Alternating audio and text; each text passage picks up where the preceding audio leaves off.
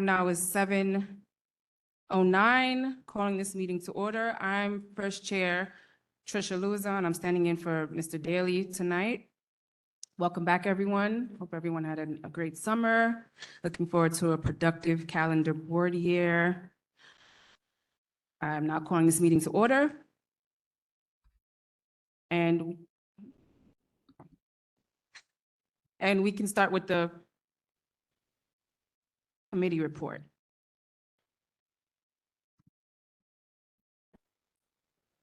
Yes. Thank you so much. All right. It should be.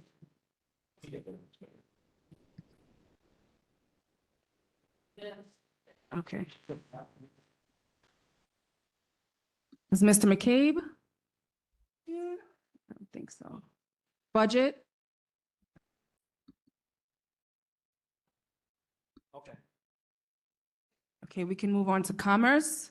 Yes. So Mr. Bakudin? You can go. Oh, no. Okay, no report. Ms. Gail Granderson, education and youth. Oh.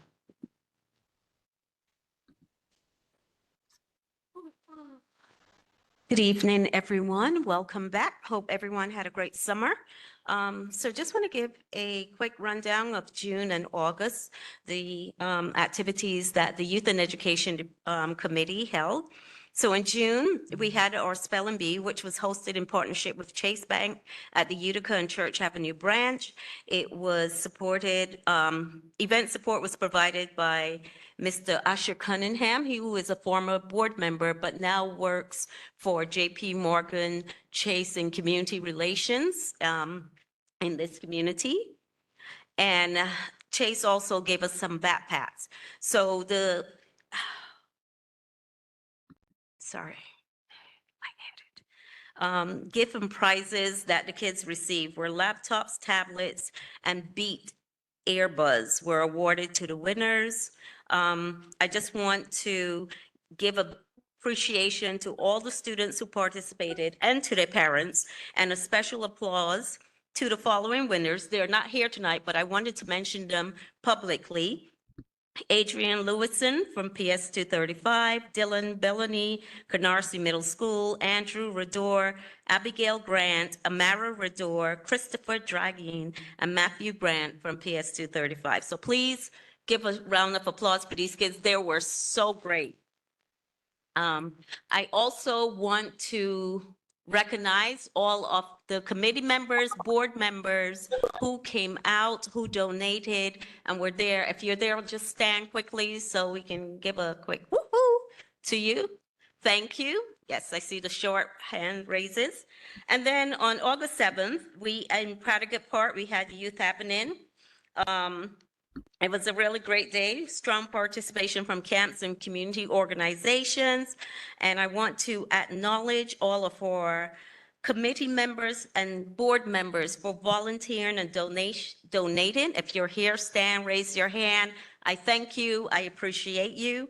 I want to give special thanks to our elected officials and representatives who attended, from Councilwoman Farah Lewis's office, Assembly Member Monique Chandler Waterman. Both the Assembly Member and the Councilwoman was on site. We had representatives from Assembly Member Cunningham, Councilwoman Mealy, Borough President's Office, Senator Roxanne Prasad, the 67th Precinct. I want to give a very big shout out, and at the next meeting, I want to do something special for these two organizations. Chantel from East Flatbush Village for her leadership in coordinating lunch, and Nathan and his team from the God Squad for setting up and managing the snacks and juice bar and the breakdown. These organizations, the young folks there, unbelievable. And they had a lot of SYEP youth there. And I want to say big shout out to all of them. Also to all the other CBOs that participated. Thank you. Thank you so much. Most of all, I want to thank the board staff, Ms. Frazier, Ms. Farah. Thank you guys so much. Ms. Frazier, every year I have to default to you to do this. I don't know if I could ever do it without you, but my biggest appreciation and gratitude to you. Thank you, thank you, thank you for this. Please, she deserves a really big round of applause for this. So thank you. Our meetings are held every second Wednesday, 7:30. They're virtual. You can find a link on our website. Thank you.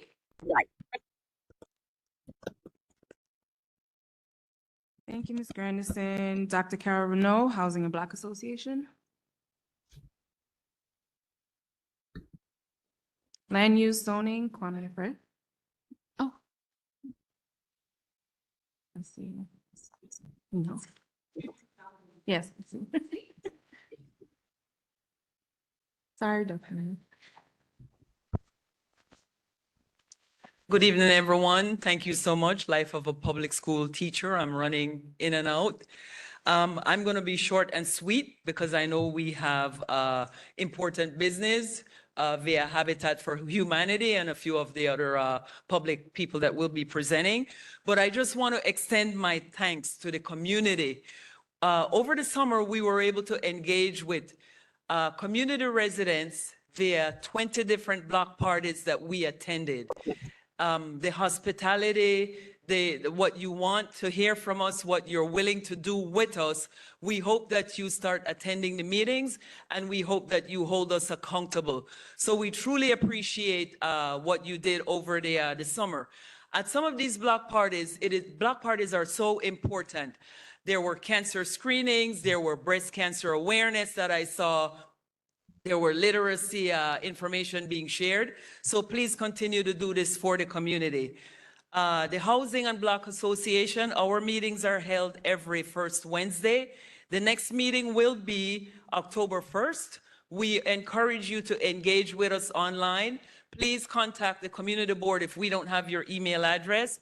And we also encourage you to please continue to partner with our housing organizations such as NHS, East Flatbush, all of the different housing organizations that are here. I keep saying it over and over and over. There are grants that are available. And these grants, when I sign off on these grants, it's 20,000, 25,000. You don't have to pay this money back. So please continue to engage with our community organizations. Thank you so much. And here's to a great new year. Thank you, Dr. Renaud. Land use? Okay. Land use will yield until the public hearing. Parks and beautification?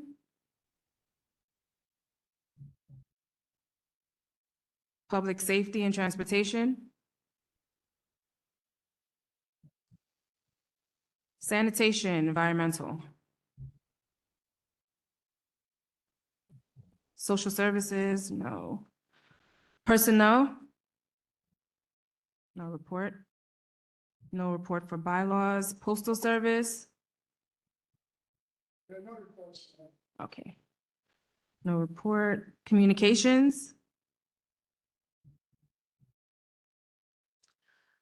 Okay, and Brooklyn Cab?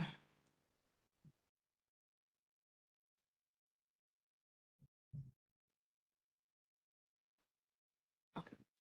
Okay. So budget?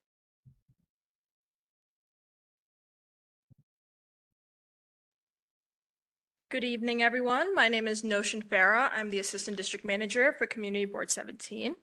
The reason I'm here today is about the capital expense budget.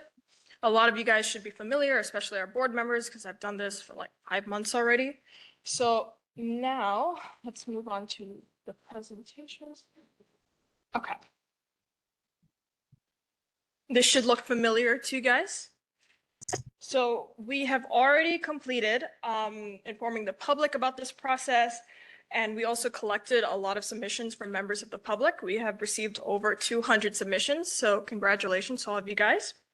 The deadline to submit it was on July 31st, and right now today we're going to be working on ranked choice voting on the prioritized ideas. So if you're a board member, you would have received something like this in the back.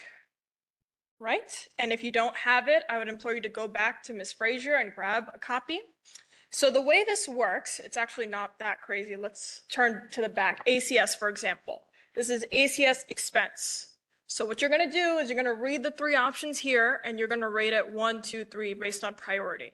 You're not going to mix it with ACS capital or parks. It's whatever is in this section, that is what you are ranking between, okay? If you have any questions, you can find me or Ms. Frazier, and we're here to help. We are going to collect this at the end of tonight's meeting, or if you end up leaving early, just find one of us, and we will compile all of these results. And next month, the compiled report will be voted on by the board, okay? And then we're going to submit that to DCP, and we will be done till next year. And that ends the budget chair's report. Thank you, Ms. Farrer. Are there any other committee chairs that have a report to make?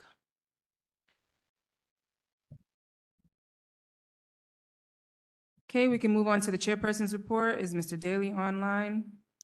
Yes, yes, I am. Good evening. Can everyone hear me?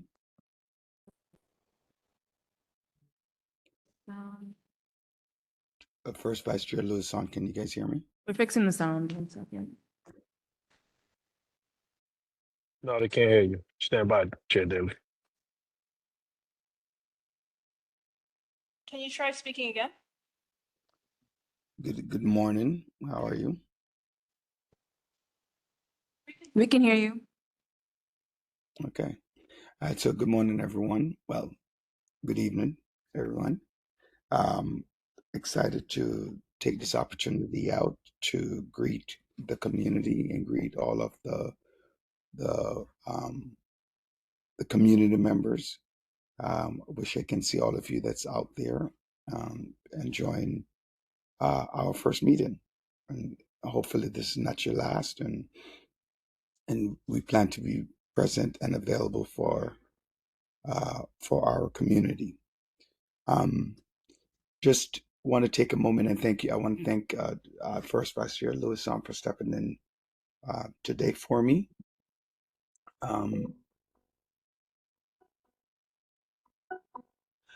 And so just really brief on the report. There are a couple of housekeeping things that I need to go through. And so please just, my report is in no rank order, but nonetheless, all of the information that I'm given, I'm hoping to garner your attention as I go through each piece, right? So first and foremost, welcome back to our executive board. There have been no changes this year on the executive board. And so, that's kind of exciting for, I'm a very strong believer in consistency and the opportunity to get done. Two, our housing and Black Association chairs for visit to a number of Black parties over the summer. It was really exciting to see our community at work. It to me to see, and we encourage a lot of our community to participate. It wasn't just Black parties, but it was organizational parties and businesses that were having a function to celebrate the blocks and the environment that they were in, and that to me is a symbol of what we constantly trying to remind people to move our community forward and making our community stronger. The new employee update, unfortunately, we don't have one as of this present moment. There are some serious, significant budgetary concerns when we sent the individual in front of the OMB. OMB makes the final decision on what our hiring potential is. And as of right now, our hiring potential is at minimum, right? We even lowered the amount that we had planned to give the individual, and we still didn't meet the amount of money that was available to us to hire the new hire, but we're still working to see ways in which we can have the new hire come on board, and working through OMB to find out about that. Secondly, we did have a union meeting over the summer regarding one of our staff person. We asked for removal. The union came back and told us that it was not done according to protocol, and so the person was reinstated immediately. We will continue to work with the union to see what can be done to improve the staffing and the community work that is happening within the office. So, and again, we are working on to ensure that the office is safe and a complete environment and a positive environment to work in. Just to remind everyone that the community board is governed and committees are governed by Robert's rules. General meaning of Robert's rules is that everyone please address the chair, not an individual. That's the basic function. You raise your hand to be recognized by the chair, and it's in turns, right? So debates last for a certain amount of time, and that you're only allowed to speak once before somebody else can go. So until everybody else get an opportunity to go, you are not allowed to speak again on an issue if time does not permit, unfortunately. Also, that voting, the only difference is voting is done by our bylaws, which is generally majority, and depending on what the process is done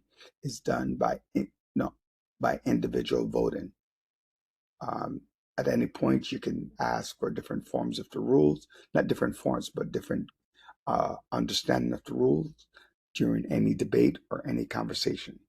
Any issue that has been voted on, public can have a say, but public does not have a vote, right? Public does not have a vote. So once voting is called, it's only community board members that are on the list will be allowed to vote.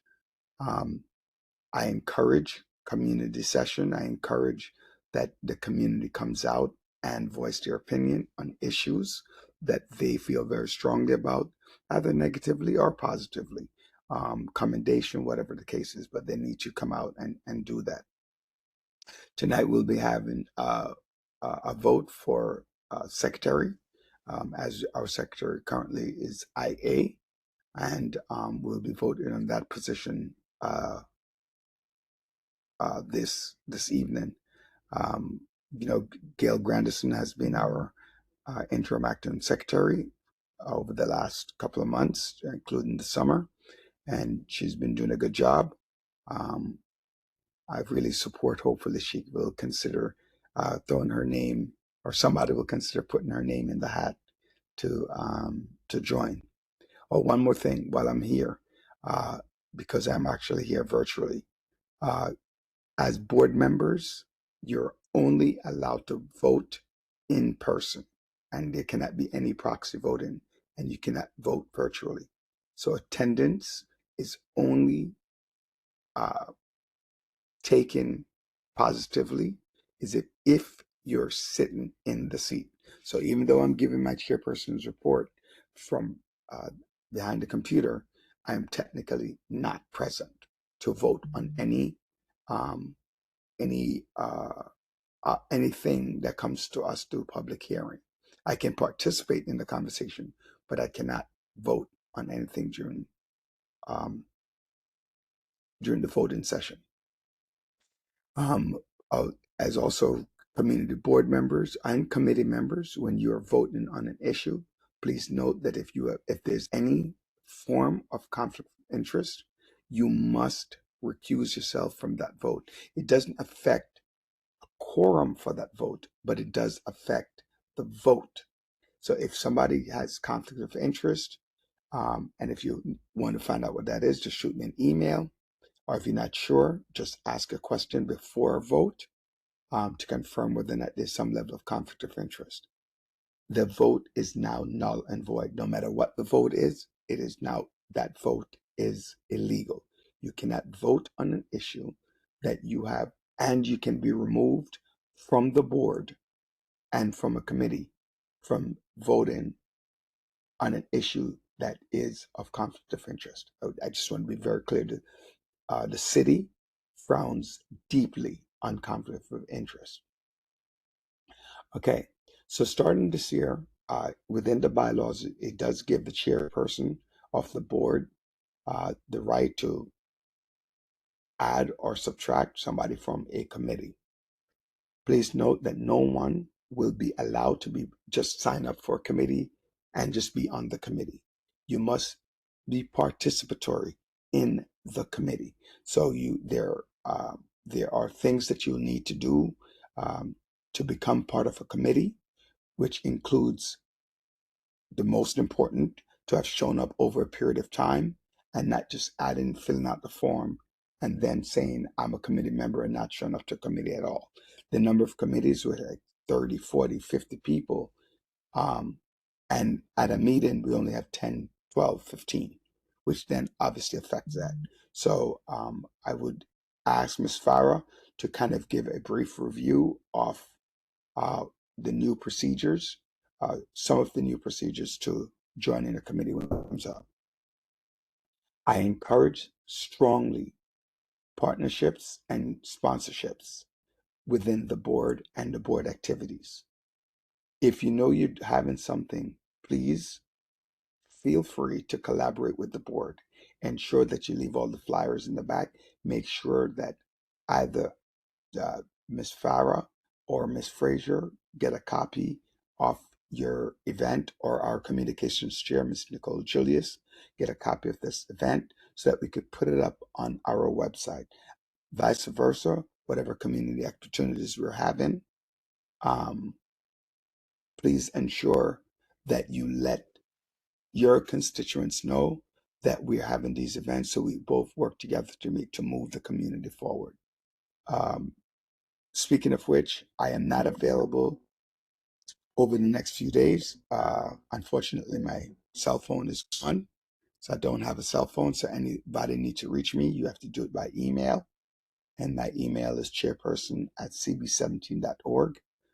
Again, that's chairperson@cb17.org. And then I will reach out to you. I would also like to speak to the FD representative for Assemblymember Cunningham is in the audience. Please do shoot me an email. I will try to have a conversation with you off the record. Sorry to do it this way. We're still working on the move. Our first vice chair will talk about that. Also, please, lastly, is we have a number of committees and we have a number of events, of board meetings.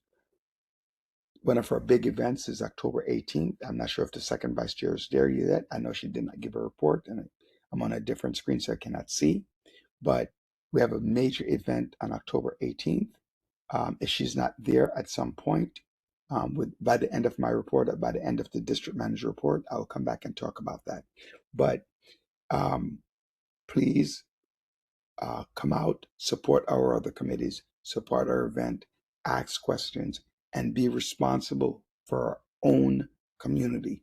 We can't keep reaching out to other people and not to ourselves to hold ourselves accountable, but we very strongly hold other people accountable for things that are happening in our community, but we don't take the moment to hold ourselves accountable for a stronger community.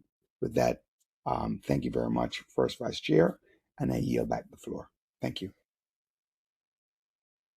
All right, thank you. We have one more committee report, Social Services. Good evening. My name is Montserrat Oni. I'm second vice chair and chair of the Social Services Committee. Thanks for looking for me, Chair Daly. Just want to announce that our second annual community fair will be on October 18th. It will be on Utica Avenue between Church and Linden. All are welcome. All are also welcome to participate. If you have an organization, a business that would like to participate, please reach out to the board office.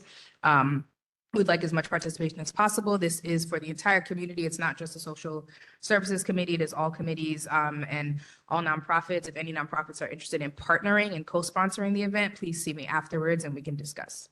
Thank you. And that will be October 18th from 10 a.m. to 3 p.m. Okay, agency report.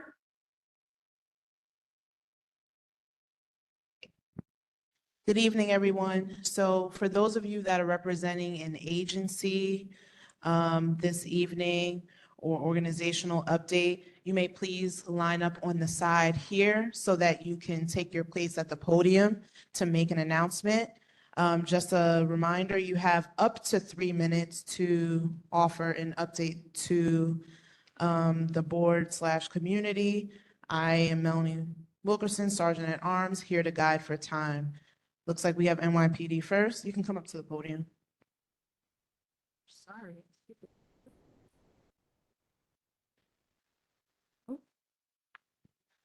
Minutes. 5 minutes. Good evening, everybody.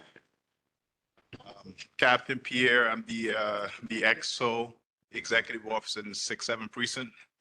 For those of you who don't know me, I was a sergeant here in the 6-7 for approximately 12 years. Got promoted to lieutenant, went to the 101 for a little bit, and I decided to come back home because this is my community. I grew up here, have my parents, still lives here, and so I'm happy to be back. And we had a very, very, very successful Labor Day, and I'm still trying to recover from it because I was out there from Thursdale and I didn't get home until Tuesday. And so it was tough, but we got through it, and it was very successful. And we only had one shooting on 5-2 and on East 5-2. What's the correct? It's on 5-2, right? East 5-2. There was a dispute at this location, and a couple of shots fired, but thankfully no one got hurt. So and again. And then I saw the community pulling together and the CMS groups out there. And I was personally out there with them, and for the turnout to be that way, and it was very successful. I'm gonna talk a little bit about the 28-day period. We did have a slight uptick in shooting for the 28-day period. Just a couple of days ago, we just took a shooting on Utica in Church, and the following day we took another shooting again on 5-2, and Snyder in Church. So there's been a little uptick in this area. So just want to make sure that we are aware of it, and we have a couple of great leads on these incidents, and we should be putting these cases to rest. So as far as shootings, so we have 4 versus 2. We have 0 homicides for the period. We have a slight upticks in robberies, 27 versus 14.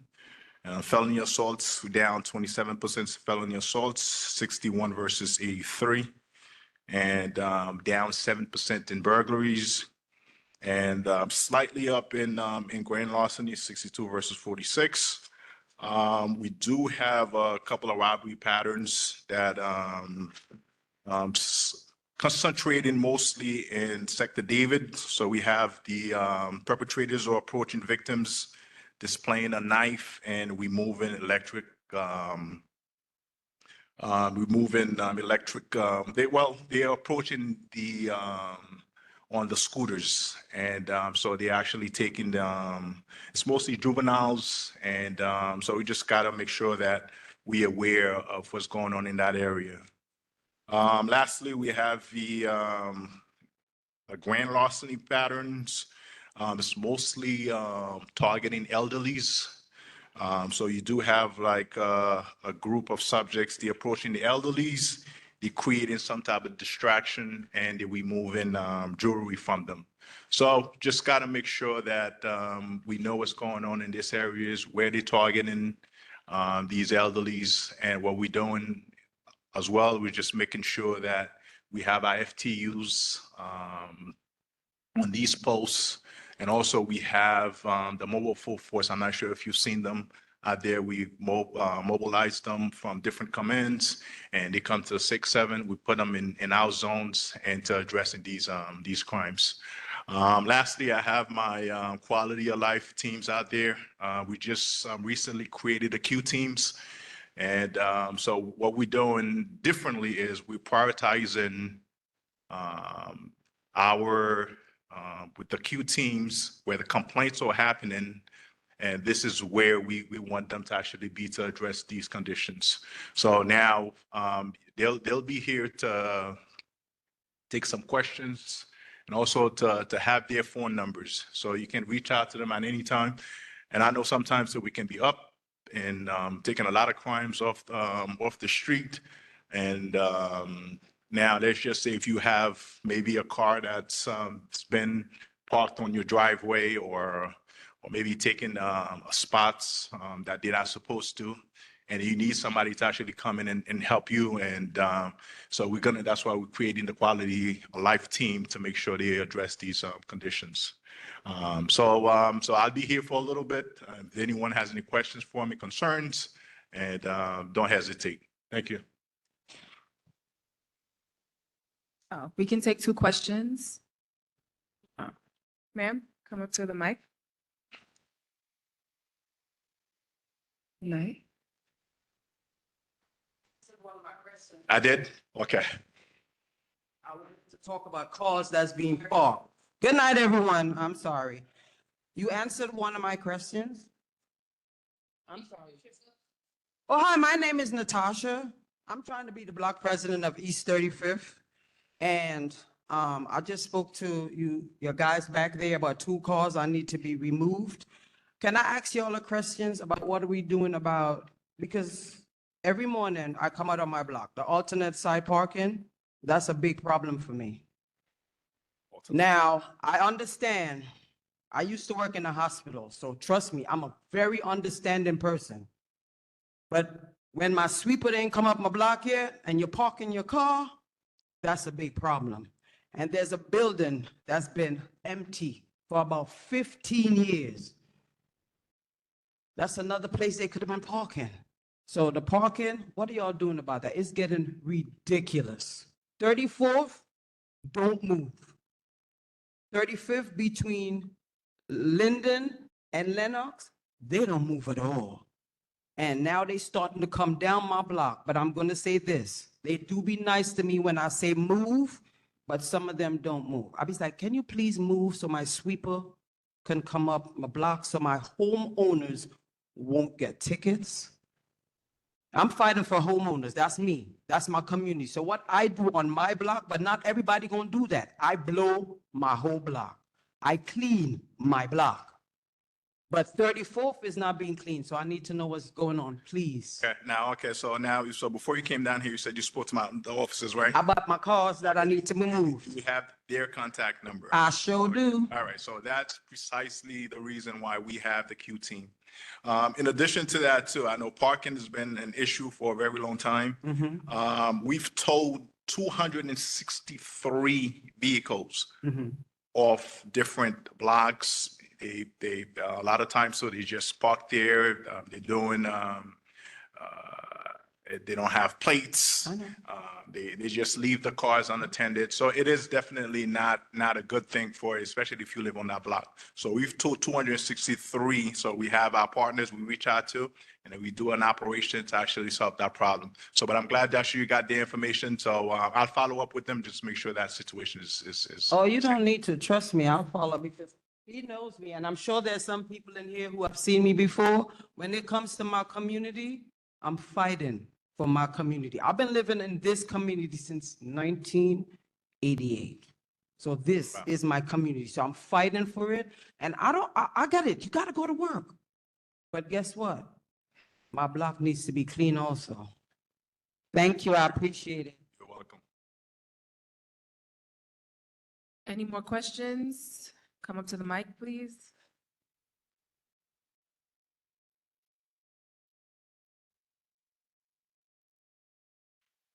Good evening, everyone. My name is Camelia Navarro, and I live on 91st between Church and Avenue A.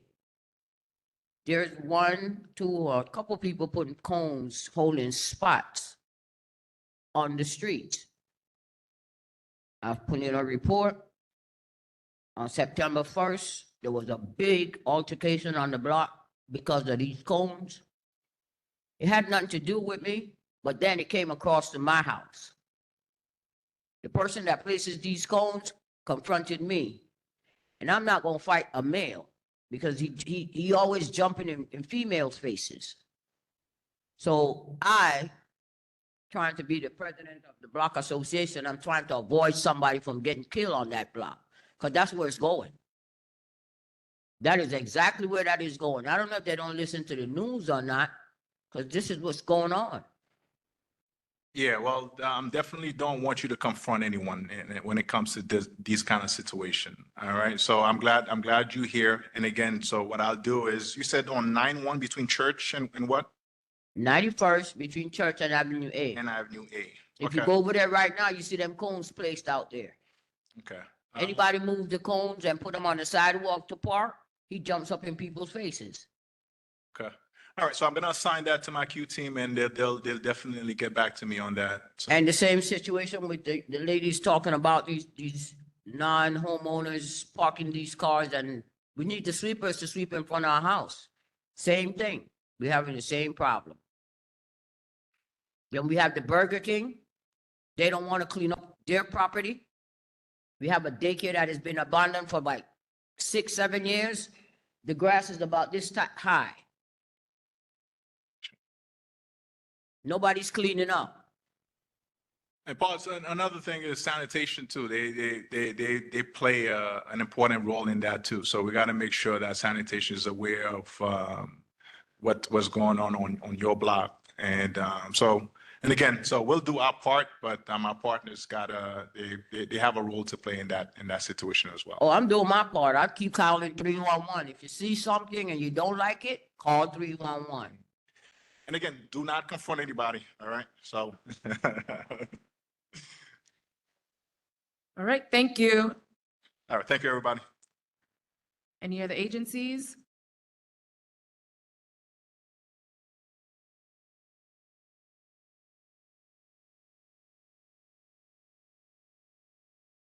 All right. Good evening, everyone. My name is Tina Evans. I'm from Brooklyn Public Library. I'm a regional director there. That means I oversee in this district, the Clarendon, East Flatbush, and Rugby libraries, among 7 others. I left my glasses in my haste to come over here, so it's on my desk. But so if you see me squinting, it's, that's what it is. Listen, it's back to school time back at BPL. What's that? The mouse. It fell. The back piece. Yeah. It's back to school at BPL. And we are encouraging everyone to talk to their children about about BrainFuse. BrainFuse is a database that you can have live tutors. So between 2 p.m. to 11 p.m., you can sign on to this database. All you need is a library card, and you can your children can interact with tutors. We also have in-person after-school homework help. The caveat is we are still getting them for the 3 branches that I mentioned in this region. But if you look at our online calendar, as we vet, all the volunteers have to get their background checked. So that's what we're waiting for. So as we vet these adults that are going to come in or college students that are going to come in, once they get their clearance, they can come and then we'll have the after-school homework help. But if you want it, just reach out to me, T. Evans at bklynlibrary.org, and I could try to make sure to get it to one of my locations. There's also teen internship applications now open. I left the flyers in the back. I actually left the branch calendar in the back as well for the Clarendon Library. Has a whole host of programs for both children, teens, and adults.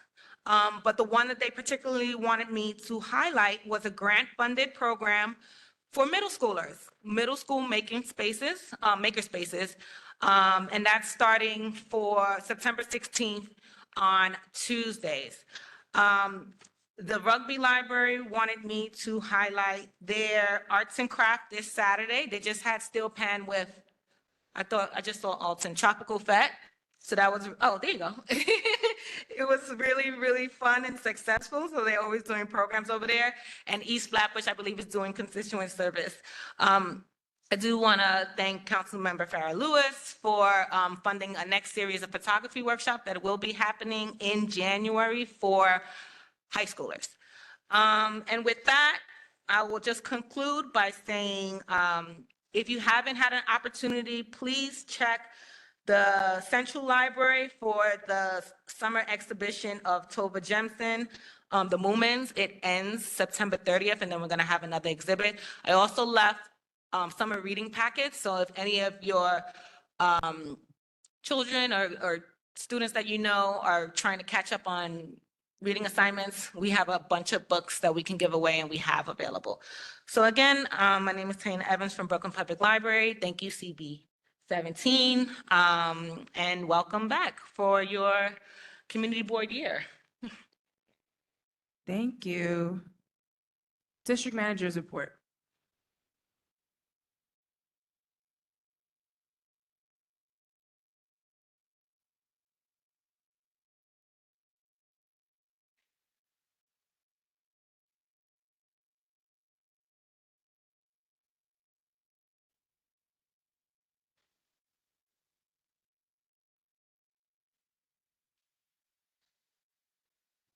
Running here made me realize that I'm not as active as I used to be, so. Good evening, everyone. Good evening, good evening. Thank you all so much for coming out. It's a little dreary out there tonight, expecting some rain, but welcome back. Welcome back to all of our members. I trust you had a great summer. I did. For the first time in a long time. I did, and I hope you did also. During the recess period, July and August, the office remained active and continued to carry out our essential operations. Efforts were focused on actually maintaining administrative function, advancing our committee meeting preparations, and managing our financial obligations as it pertains to closing off our fiscal year 2025 budget in the city system and ensuring that our community was being served during the recess period. We also had some administrative operations. We had two summer volunteers who assisted us, young volunteers, 16 years of age, but they were diligent, assisted with updating. They were very tech savvy, updating our records and filing system and ensuring that compliance and readiness, we were ready for our upcoming meetings. We also had, there were a few committee events during the recess. You heard the committee's chair, the various committee chairs give their reports. And as our second vice chair just announced, advanced preparations are in place for our upcoming event, our CB17 annual fair on Utica between Church and Linden. We do have some flyers. The flyers are in the back, and we have approximately 26 vendors who have already registered.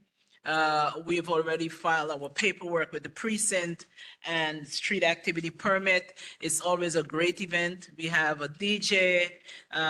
This year we have Tropical Fete, who is going to entertain us. I don't know what the organization have planned for us, but we're going to definitely get some entertainment from Tropical Fete.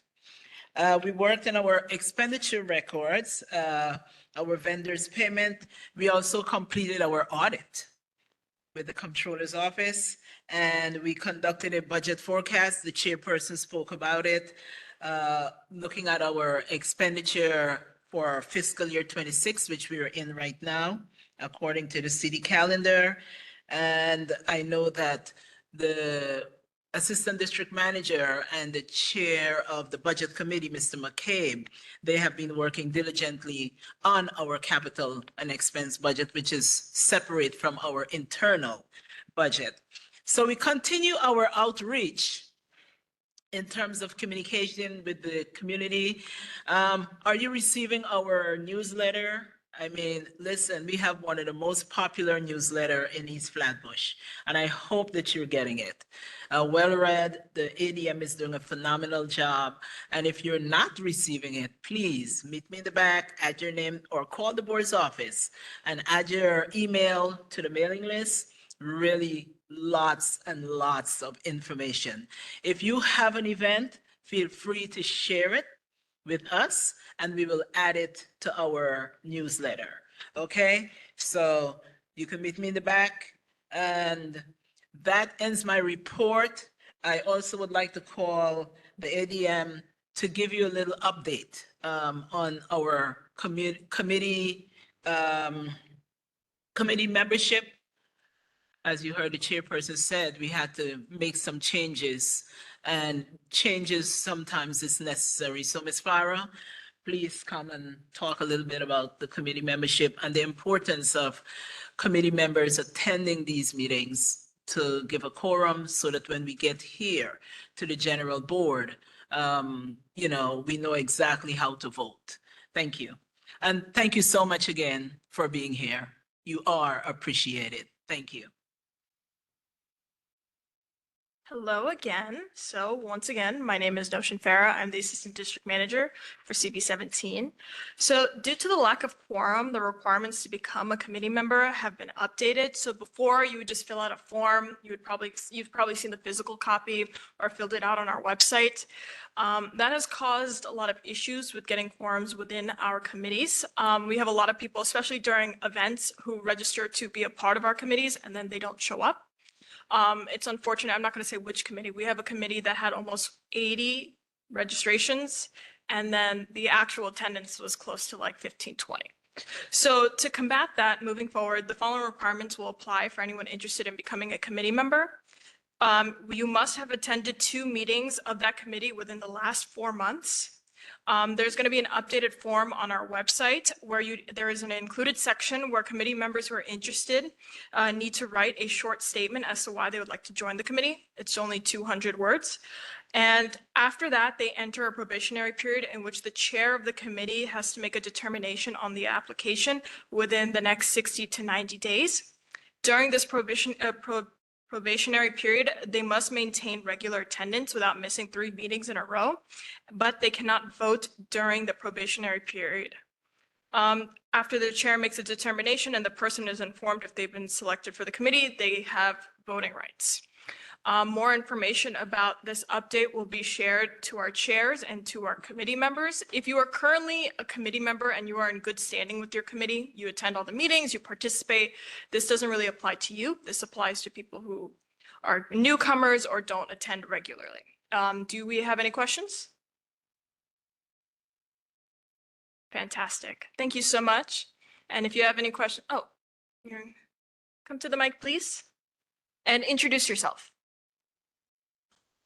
Good evening. My name is Sydney. I know I'm late, but I just wanted to know to be part of the community board member, what are the expectations? So board member requires you to apply through the borough president's office. Actually, there's this wonderful lady right there. I would implore you to give her a chat. She'll be able to give you more information on that particular process. This is committee specific. So like if you want to join Commerce Committee and process SLA applications and whatever, that's just in the committee level. That's what we handle. Yeah, as well. I want to know, like, what do I need to adhere to? Or if I wanted to be a part of that committee, like, what would I need to be doing? So like the updated requirement said, you have to attend a couple of those meetings beforehand to show that you're committed. If you would like to join a particular committee, maybe you're interested in parks or sanitation or whatever, just feel free to call the office. Our contact information is in the back, or you could just find me and I'll give you a call tomorrow. And we can get you situated, make sure that you have that record of consistent attendance, and we'll get you started from there. Thank you. No problem. Any other questions? Yes. It's possible that maybe you have, like compare documents, something, because not all board members or committee members and not all general community people are board trustees people, but just having in the back that if there are folks that want to join, you know, what their groups are. Yeah. So I will have the. So Ms. Grandison was asking about having the updated rules and regulations put in the back, so it's available to the public. What I'm going to do, because we didn't print that out ahead of time, I'll put it in the chat for members of the public, and also during our newsletter in our newsletter that's coming out tomorrow, I'm going to have the updated requirements too. So if you're in this room and you got the meeting invite for tonight's meeting, you're probably going to get that updated list too. All right? No problem. No more questions? Great. Thank you, Ms. Farah. We can go into community session. You can come up to one of the two mics, introduce yourself. Good evening once again. Just for guidance, the community session is now open. First Vice Chair Lewison, how long would you like for community session to run? They're allotted 12 minutes in total. We have up to 12 minutes to run the community session for the evening. So for anyone in the room who is not a community board member or not here representing an agency or organization, if you would like to come up and speak upon any issue, please welcome yourself to the microphones. In each aisleway, you will have up to 3 minutes. Well, excuse me, I believe it's 2 minutes to speak. We may shorten it if there's not anyone walking up to the microphone, but the floor is open. Signed up, we have representatives from Flatbush Gardens, the Shirley Chisholm Rec Center, and the Public Safety Committee or Commission. Please come up to the mic.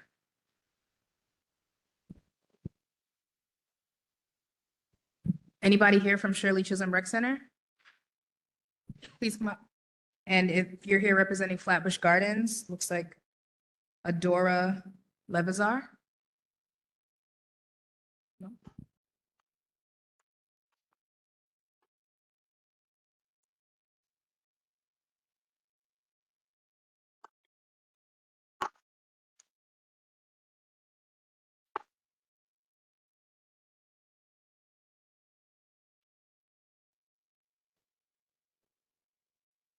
Good evening, everyone. I am Victoria Frazier. I am here as the Community Construction Liaison on behalf of the Shirley Chisholm Recreation Center.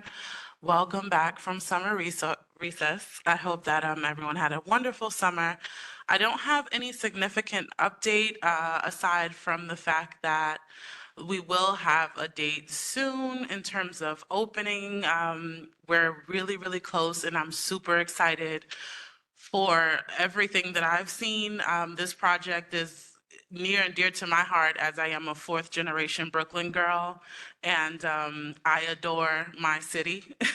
So to see the Parks Department, Department of Design and Construction, the developers come together to see Community Board 17, which my father, my great-grandmother, and my grandmother is from, to see everyone come together and provide these resources for our children, ourselves, our elderly is absolutely spectacular. So I just want to give my personal thank you to the committee for everyone who does very hard work here. And great summer closing party. I really had a great time there. I just want to say thank you to everyone, and please keep your eye out. We do have a weekly update that goes out to the community. So if you're not on that, please feel free to reach out to the community board as they do get our weekly updates. But that's all I have for today. Everyone, please be safe. And any questions? All right, thank you. Have a wonderful evening.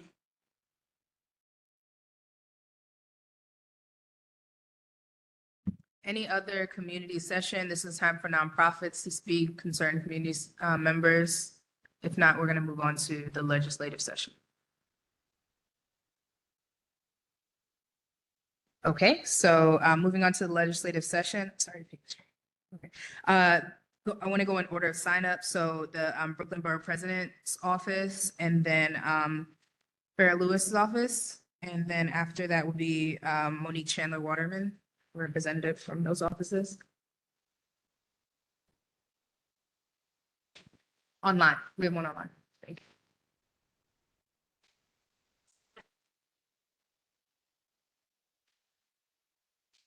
Okay, hi everybody. My name is Alicia Ray Miller. I'm with the Brooklyn Borough President's Office, Antonio Reynoso. I am replacing, unfortunately, Catherine, who was amazing and misses everyone here, but I'm very happy to be taking her place.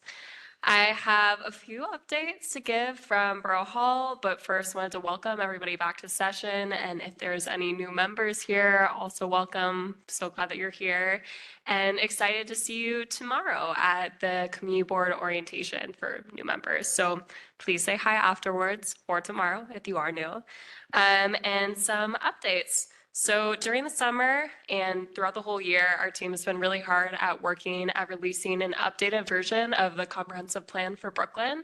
So this is the comprehensive plan 2.0. So we already released the other one 2 years ago. So we have an even more updated, even more comprehensive, even more detailed plan going in detailing about health and equity in Brooklyn. So this plan has very detailed maps, statistics describing the current state of our borough, and health, equity, different indicators of all of economic health in terms of just how we are and living, and recommendations for how we can go and better infrastructure across Brooklyn. So it really is a great resource, especially for community board members. So if you ever need something to look at, maybe that can be it. So it's available on our website for anyone who chooses to look.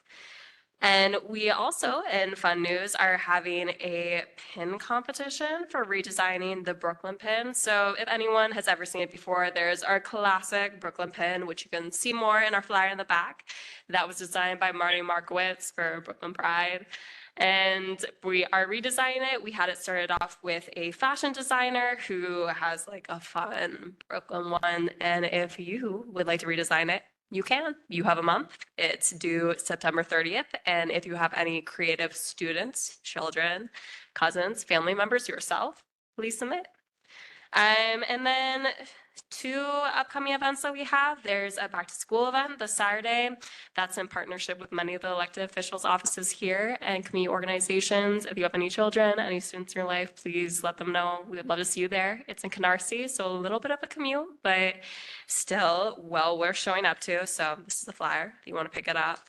And then next Thursday, we are partnering with Put the Guns Down to go and see a documentary showing in Herbert von King Park. So the flyer here, and it is a really excellent documentary on gun violence and what we can be doing to prevent it in our communities. And there'll be a community conversation afterwards. I'd really encourage anyone interested to show up. And I feel like there is one more thing that I'm forgetting.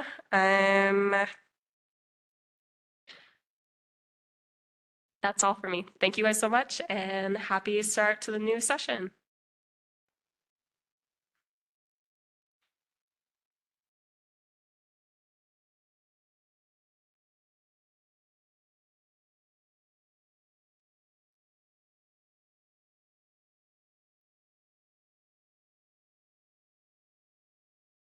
Good evening, everyone. My name is Daniel Heredia. I am the Communications and Legislative Liaison for Councilmember Farrah Lewis. It's great to be back with you all.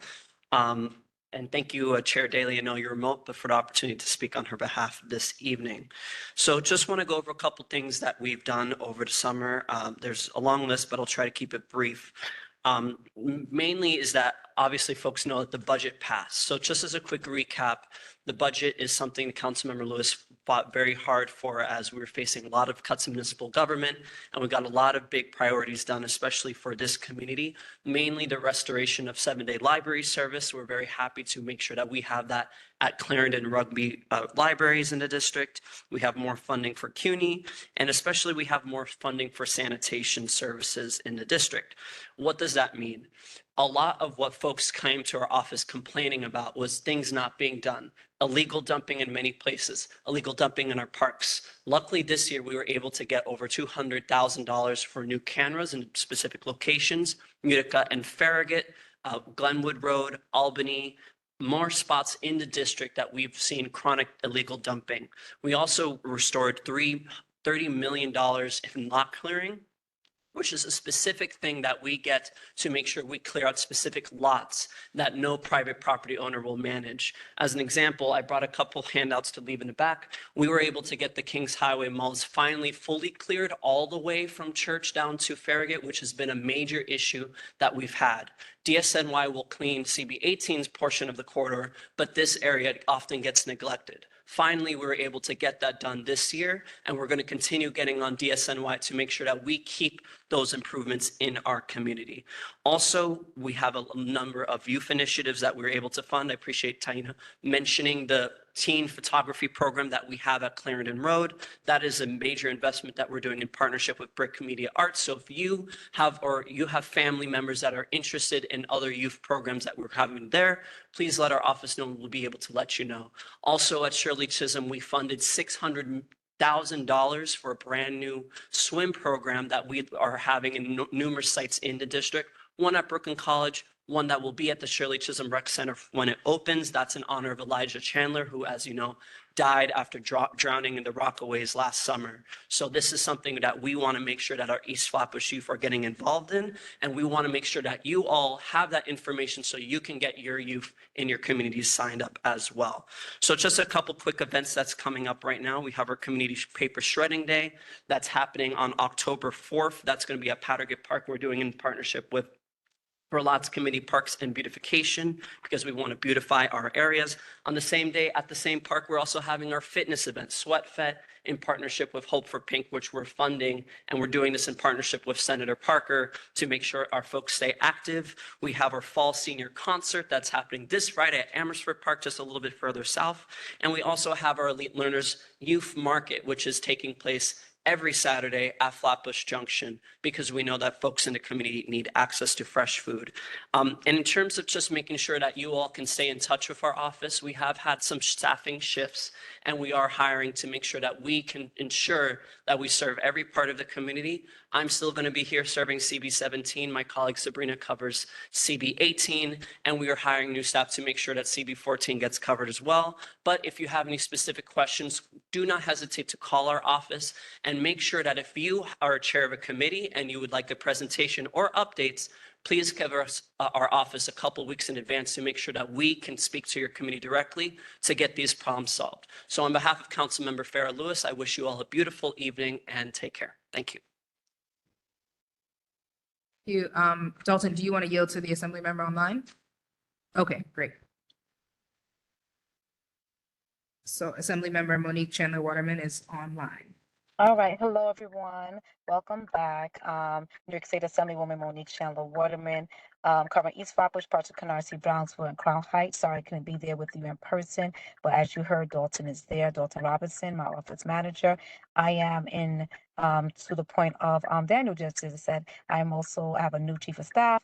I'm hiring new constituent liaisons. So if anybody's interested, they could please reach out to our office if you think that is the job for you. And we do have a new constituent liaison. So please bear with us as we're doing this transition to bolster the work we're doing in our office. Thank you to the board. Thank you to our chair. Thank you to the district leader. Thank you to the executive board and the whole body.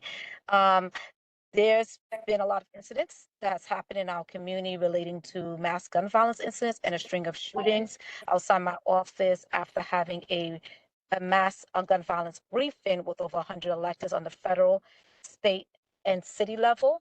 and the agencies to discuss the mass gun violence term of 3 or more being injured, 3 or more being injured in multiple shootings within 7 days, and 4 or more being murdered. Unfortunately, there was a shooting right outside of office. A young lady, 52 years old, was struck in her ankle. The anti-violence groups Project Echo, God Squad, and East Papa George Inc. was able to support with NYPD to render stop the bleed and also to get her to the ambulance and also did a shoot and response. I just want to let y'all know there is hope. Even though these shootings are happening, we are fighting to still advocate for community center funding. We're still advocating. I know we have, thank you to the council member and a host of us as electeds. We got something at Nostrand and Foster, but we need something on the other end of the district by the 40s and 50s. So we need a community center concept. We're fighting for after school programs also for full funding for these groups on the ground. Our collective briefing that we had as in my respect as a co-chair of the anti-gun violence subcommittee on the Black Puerto Rican Hispanic Asian Caucus, we have codified the New York State Office of Gun Violence Prevention, and we also introduced the new terms which give the category which activates when a mass gun violence happens. It activates for New York State Office of Gun Violence to coalesce all the agencies, but also to activate federal dollars. So as we are working on what those activations are going to look like, I just want to make sure that you know that there is hope and there is support, and we're going to continue bolstering what we have and continue advocating for more.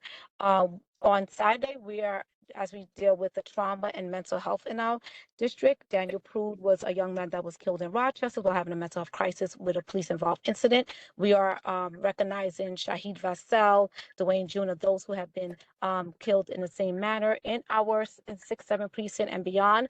And we are doing a healing holistic wellness block party. So please, if you have a resource or you want to come and get some support, we will be there on Montgomery and Utica. It's outside the community board, but it's still relevant to the community. We do have a host of events. We have a food giveaway. And we also, tomorrow, in front of my office, 903 Utica Avenue, between Church and Snyder, between 3 p.m. and 6 p.m. Dalton will have the flyers that he is giving out. And the last thing I would say is, with Daniel's Law, we have passed a pilot program that makes sure that it's culturally sensitive when it comes to mental health within your communities locally and also throughout the state. And we do not believe that police should be involved with mental health crisis. We believe in mental health professionals. So I thank you. Welcome back to everybody. I hope everybody had a safe Juve and Labor Day. And I want to shout out all the anti-violence groups that cure violence, all the stakeholders, electeds, and agencies that supported during this Labor Day, as almost 400 community members and people were underground with stipends and funding to be able to support and bolster what NYPD is doing to make sure there's no tensions as we celebrate our culture of Juve and Labor Day. So thank you so much. Thank you for your time. And I appreciate you, New York State Assembly Member Monique Chandler Waterman. Thank you so much.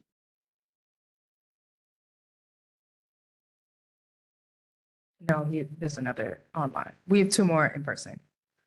So Senator Myrie's office and Councilmember Mealy. And then we can do the elected that's online.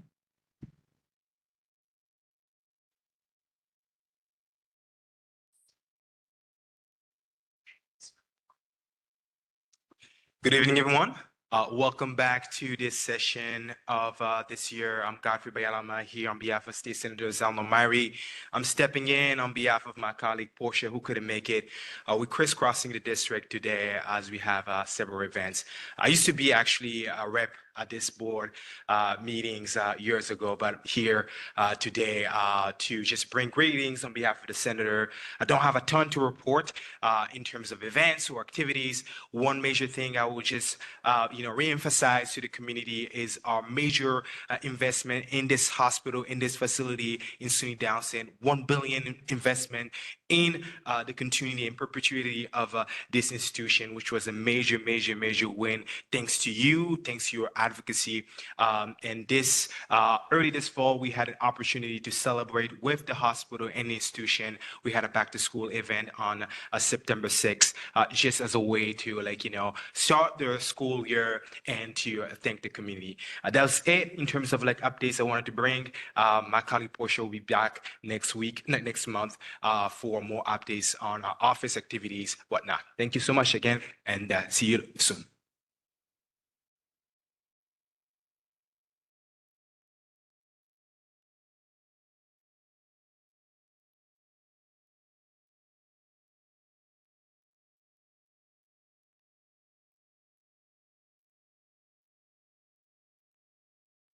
Good evening, everyone. My name is Ayana Williams.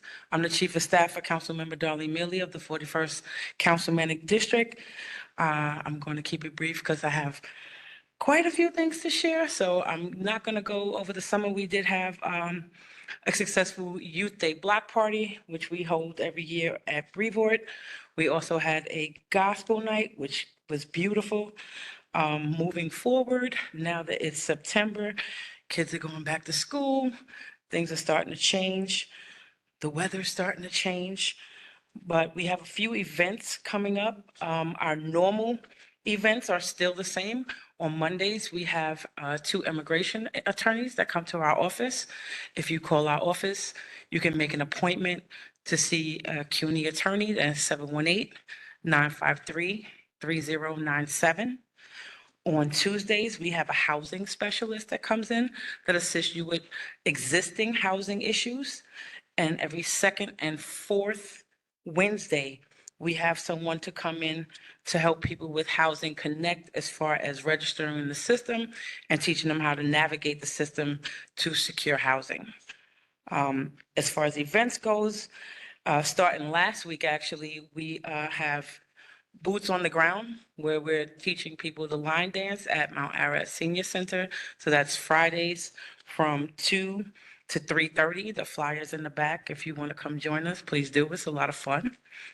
On Tuesday, September 23rd, we are having an oath event where people can come and discuss how to resolve summonses, how to respond to summonses. Very important for homeowners, quality of life issues, simple violations that people get ticketed for, some things that a lot of people don't understand how to navigate. You can definitely come and talk to a representative from Oath to teach you how to handle that.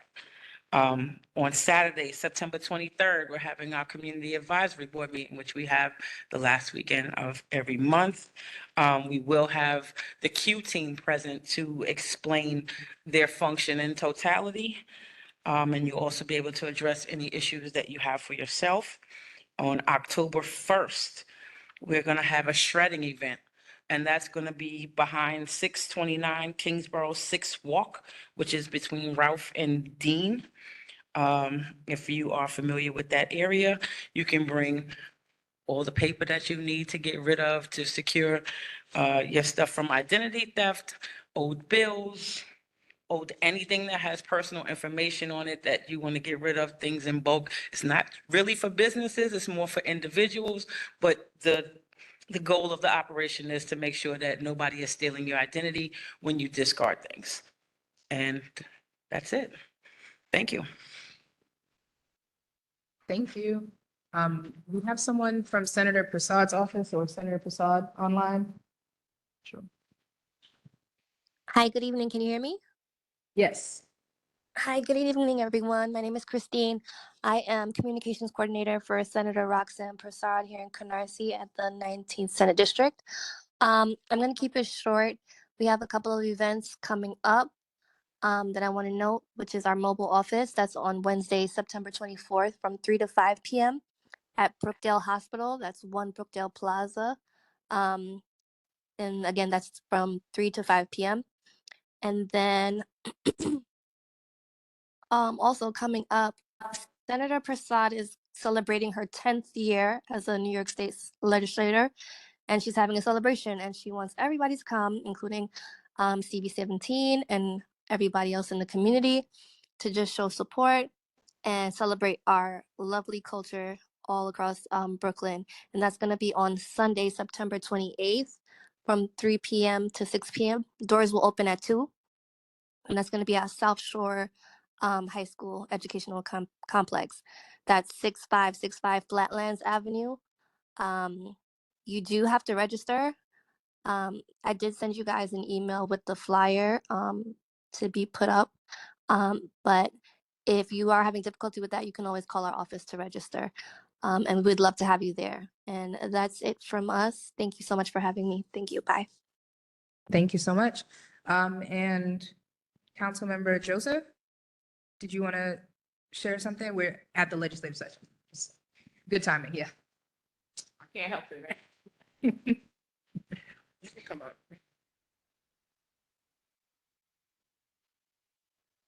Good evening, everyone. Oh, y'all still sleeping, okay. Good evening. Well, I just wanted to share a few updates from the budget. I'm sure a lot of you guys probably know July 1st, we passed our first, my fourth budget already. And of course, I'm the education chair in the New York City Council.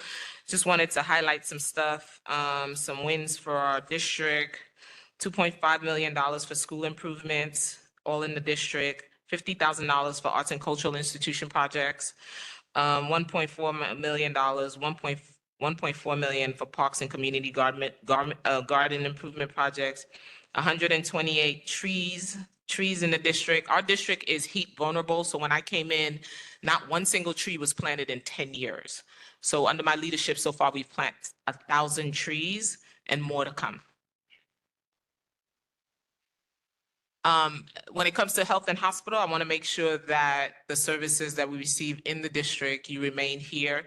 So at health and hospital projects alone, I've invested $8.9 million for improvements in trauma, renovation of hospitals, upkeeps to make sure you could stay in the district and get quality care. In housing and community development, invested about $3 million, and a lot of our schools got computer labs, room renovations, playground upgrades, PA systems, STEM labs, libraries. For example, when Erasmus Hall campus have not seen a renovation, I don't know for how long, so we're doing that whole campus from top to bottom. If you live near Wingate, we're doing that park, $21 million investment, the whole park, including the school. You can clap, it's okay, you can clap. These are your wins. You sent me to fight and I brought them back home. You're welcome. Mutual Apartments, if you live in that, invested $2 million to help with your repairs. You reached out to the office and we said yes. And we're making sure that St. Vincent, we're having a foster youth, aged out foster youth project in our district. Super excited about that. Lincoln Road Community Garden, if you go to Maple Community Garden, for years, the women that worked in the garden were carrying water from the firehouse. And the firehouse is on Rogers and this is on Maple. Put a water line for them so they will now have their own water line along with water fountains. You can clap for the ladies too. Restoring Prospect Park Field 9 and 4 and around the area where the Shirley Chisholm Monument will be, renovating that whole corridor from top to bottom to make sure you have a new pergola. There's going to be a new pavilion. Just investments in our community. It's needed. A couple of years ago, we did the train station. We did a renovation to the Parkside train station. That means I changed the doors, the windows, the light, the paints, the chairs, everything. So we're now making Church Avenue accessible for all those who have mobility issues. I'm thinking of you as I fight at City Hall. You can clap, it's okay. Brooklyn Children's Museum supported that. They're getting an AV system along with council member Chiose we put together. So if your children go to Brooklyn Children's Museum, that's another institution where we're putting our investments. And the most amazing news is on September 4th, we open our first AIMS. AIMS is for students with autism. It's the first of its kind in Central Brooklyn. So it's going to be from kindergarten, preschool, all the way to second grade. So our students who are who has autism will also have all of the related services in the building, OT, PT, speech. It's a big deal because they have it in every other community but ours, and I fought and we got it here, right here in Central Brooklyn. So I got y'all. Y'all send me to fight, I'm gonna keep fighting. At the end of the term, I passed a very personal and near and dear bill to me. I was a foster mom, I adopted my boys, everyone knows that. And when they came to me, they came with plastic bags. And that resonated with me for a very long time. And I passed a bill that would do away with whenever a child is entering, exiting, or leaving the foster care system, they will no longer carry a black plastic bag. So that's what I'm doing in the council and of course, amazing projects in the district. So I'm excited to be your representative at City Hall. I cause a lot of trouble, but trouble is a good trouble. And I always make sure our community is center in that trouble that I'm causing at City Hall. So thank you all. Thank you so much. And last online, we have someone from Kevin Parker's office, Senator Kevin Parker. Yes, hello. Hi, everyone. Good night. This is Rhea Smith. I don't have much tonight. I won't hold you up too long, but there are 3 events coming up. Our senator is excited to get back to work with you, and we're happy to be on the call today and invite me to your space. Thank you to all of the hard work of all the elected officials and their staff that's on tonight with proper updates. And Councilmember Joseph, thank you for the mutual apartments and the Wingate. I personally experienced the wonderful benefits of that. So thank you, thank you. Coming up for Senator Parker, September 13th, there's first annual health fair at Flatbush YMCA, 1401 Flatbush Avenue, starting at 12 p.m.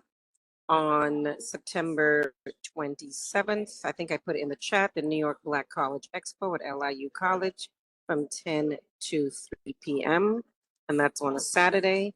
It's an annual event. If you have youth that are trying to figure out and navigate college, financial aid, and all that wonderful stuff, that is a place for them and their families, decision makers to be. And then lastly, October 4th, 12 p.m. to 5, a Sweat Fet Hope for Pink, and it's basically for breast cancer awareness at Pattaget Park, Albany Avenue, between Forster and Farragut. As you know, we have immigration services, housing, legal, mammogram, maternal health, and a number of other resources and services available. Our office is located at 3021 Tilden Avenue, and the phone number is 718-629-6401. My email address is also in the chat, smithann@nysenate.gov. Thank you. Thank you very much. Any other elected officials online?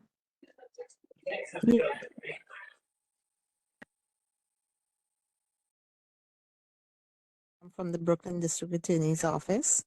I just wanted to say welcome back for the summer break. The Brooklyn District Attorney is committed to keeping Brooklyn safe, and because of that, he has in his office the Action Center. The Action Center is where the community could come and make their complaints, and that number is 718-250-2340. So if you have any issues or concerns, please give us could give free legal advice. And everybody is always interested in our summer interns. So for the winter and spring for 2026, this is a save the date.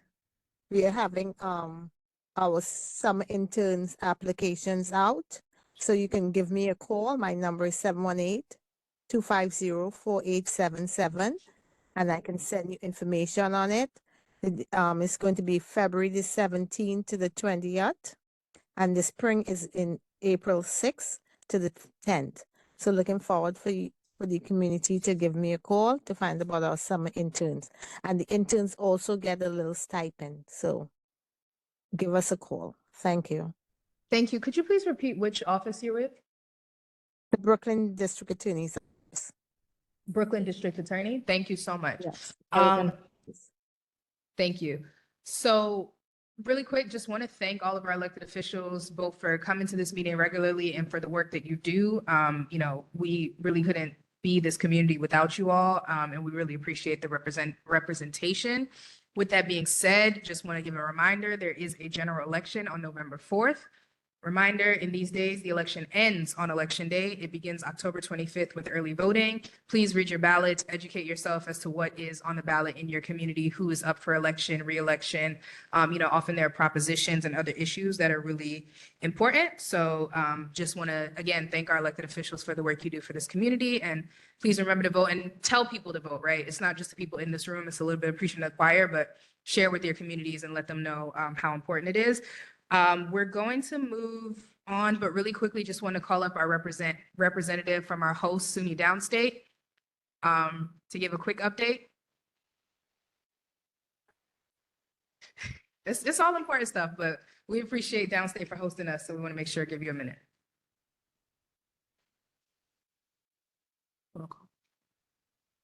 Thank you so much. Good evening, everyone. That sounds better. Thank you, Councilmember Joseph, for all that you do and that you woke the room up. I will say that for sure. This is not a funeral. This is a community meeting. So I need you guys to be a little bit more happier. I know you may be having some civic issues or somebody making noise on your block, but we're here to support each other. When Senator Myri's office announced that we got the $1 billion, y'all didn't clap. Can we clap for the $1 billion? That's huge. We have never been invested in. I was born in this hospital 20 years ago. Don't you laugh. And you gonna laugh, Hassan? And literally, it was a year and a half of stress, but we did it. And if it wasn't for y'all and your annoying chair, see that man that's not here? He fought. He was in every room. He gets on my nerve, but I love him because he made noise. CP 17 and CP 9 did their job on the city level. My council member did her job where she could. We're state, but when everybody comes together, we're one. Because when you come through the ER or whatever it is, and no, downstate is not perfect, but we are the only teaching hospital in Brooklyn. Give that a hand. So there will be some work to make sure that our babies that walk to Wingate, PS 92, my daughter goes to 235, to let them know that they're walking past actually a university with dorms and students. We have a lot of work still to do, but we need your support in doing it. Our partnership is you coming in here once a month, 10 times a year, and holding your meeting. Our doors are not open to everyone. So we got to tell our neighbors and friends to fill the room and making sure that we are supporting this board, our chair, and all the work that continues to need to happen, not only in our healthcare facility across the street, on Atlantic Avenue, at Brookdale. We're all going through the same fight. It's just a different CEO and president. So on our campus, like Senator Myri's office, Godfrey spoke about, we had an awesome health fair. Thank you for anyone that came out, got to see it. We had a ball. It was a needed celebration after a year of stress, and we did tons of screenings, and that's what we want to do, get people coming back to take care of themselves, especially our men. We focus on men's health awareness this year, and our men's pavilion was led by our hospital police. They were so excited to be a part of that work. So we're going to continue to have a men's pavilion, children's pavilion, and an older adults pavilion. Women, we don't need a pavilion, right? Because we are the pavilion. We need everyone else to come out and we take care of them. Once we take care of ourselves, everyone hopefully will follow. And with that being said, we have 2 events to close out the month. Eats, Streets, and Beats is a pediatric nutrition, an academic event that will happen this Saturday right here. Auditorium part is the education research. If you're into that part, it gets very techy, but good information. That's from 11 a.m. and then at 3:30, we're in the atrium and in the Grove to celebrate. We're having Kumbe, we're having a Panamanian marching band, the famous one everyone knows. I'm sorry, I don't know the name. I'm just representing PEDS, and we have a Sesame Flyers come out. And we're gonna have different sessions, gonna be vendors, very light, but the pediatric doctor that's doing this, Dr. Wallach, is like so excited to bring something to the community. And that's what we need, is our doctors to understand the connection with the community, and that we are here and that we have to take care of our children, and their nutrition has to change. My daughter thinks that Wendy's is it. It is not. But when you're Russian parents, we got to do what we got to do, right? So it's about starting at home and making sure our doctors are able to assist us in dietitians in what we need in nutritional value and understanding what is important for our babies to have a healthy lifestyle. And lastly, bridging off of exactly what our council member mentioned, we're having an autism resource and awareness fair here next Sunday, the 28th, from 1 p.m. to 5 p.m. It'll be held right here in this corridor. auditorium, atrium, and the Grove. If it doesn't rain, we'll be out there too, with resources, activities, entertainment for all those on the spectrum. We have a great program called the Brooklyn Blend that works with families with children on the spectrum, but we'll have organizations like My Time Inc., Versatility, another new group that's coming out. There's a ton of people coming out to service it. Do not be afraid to get your children screened. Do not. It is not a stigma. It's not cooties. It helps our babies thrive. My daughter has an IEP.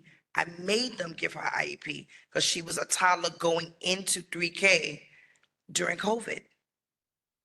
She knew how to socialize with adults. She cackles like a 90-year-old woman, but did not know how to socialize and adapt and write with the left from the right because of old Caribbean culture, switching left hand from the right. The baby was confused, but getting OT and occupational therapy and speech helped her. So we have to remove the stigma, especially in our Caribbean community, to allow our children to get the help they need. There are services out there, there are budgets out there to help. So please use our events and our hospital and these programs that the council members and all our elected officials are providing, because you're going to get some source of information. Thank you for coming back to our house. It is open for you, and we're here to support. Thank you for your time. Can I get a hand clap? Thank you. Thank you. And now we'll move on to the roll call. Please answer as I call your name. Kwame Afraid. Alton Amabo. Present. Tiffany Anderson. Hassan Bakrdeen. Celia Billen. David Boltzwain. David Boltzwain. Teresa Barrington. Roderick Daly, absent. Herminia Daniels. Natasha Duncan. LaShawn Freeman. LaShawn. Dorothy Gordon. Rose Graham. Ronald Green. Magna Gium. Magda. Gabriel Herrera. Gabriel Herrera. Michael Hill. Gabriel Holmes. Gabriel Holmes. Celia Hubbard. Celia.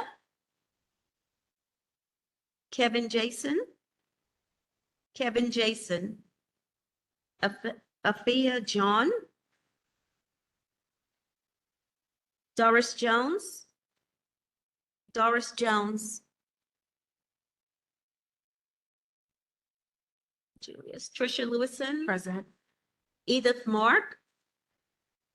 Daniel McCabe. Daniel McCabe. Mark New Year. Mark New Year. Kenton Noel. Kenton Noel. Khadija Olawu. Khadija. Montserrat Oni. Danae Peters. Kaya Phillips. Kaya Phillips. Deborah Pointer. Deborah Pointer. Carol Renault. Chelsea Rouleau.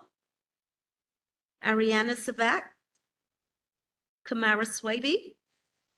Simone Sylvester. Simone Sylvester. Marie Theodore. Marie Theodore. Marguerite Vigilante. Jody Walsh. Jody Walsh. Kenrick Westcott. Mr. Westcott. Melanie Wilkerson. Thank you.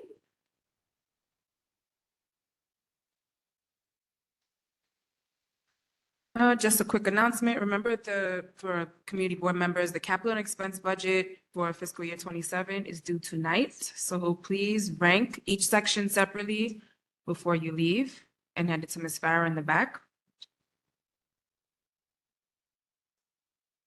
Oh, yeah. In the meantime, the applicants can come forward, Elite Manor.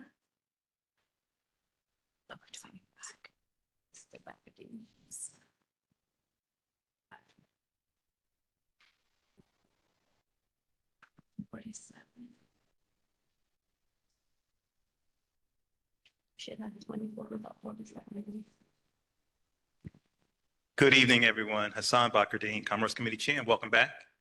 Board members, nice to see you guys. And I see some of you during the summer, so it's good to see you guys back. So can we get a representative from Elite Manor to come on up? I think Mr. Agard's in the house. He's still here. Mr. Agard, are you here? There you go. Come on up. Mr. Agard, come on up. And then we have Galaxy Bar and Grill. We have Mr. Carmel. Mr. Carmel, come on up, sir. Come on up. Come right here. And the cannabis license for Navarna Springs. Is the representative here for that? No? All right. So we'll start with the license for Elite Manor. And this is a new application. Mr. Agard is representing them this evening. Last night we had our meeting. Unfortunately, we were not able to reach quorum. So we did not vote on that, but which is, it's okay. But he's here to represent, and Mr. Agard, you go right ahead, sir.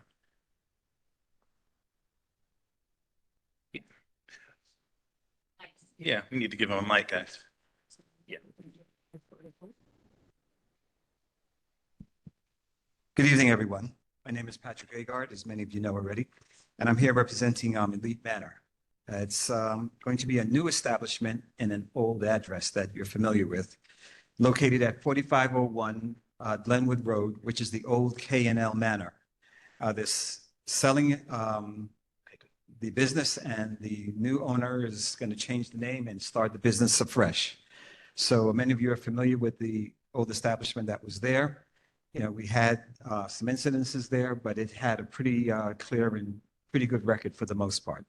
And so this gentleman, whose his name is Shakeen Yelder, and we had spoken last night with the Commerce Committee with Mr. Bakardine that we'll set up a meeting with some of the other members with him at the establishment so that they can introduce themselves and get to see the establishment once again. Right. Awesome. Was that all you needed, Mr. Agard? That's all you had? That's it. Okay, good. Board members, are there any questions for Mr. Agard? Board members? Oh, there we go. Yes. Has the new owner had any other previous businesses? Or previous restaurant, or, businesses with liquor licenses? No, not as, he's had other businesses, but nothing in the catering business before. This is his first venture in that. Okay, and it's like a sit-down restaurant?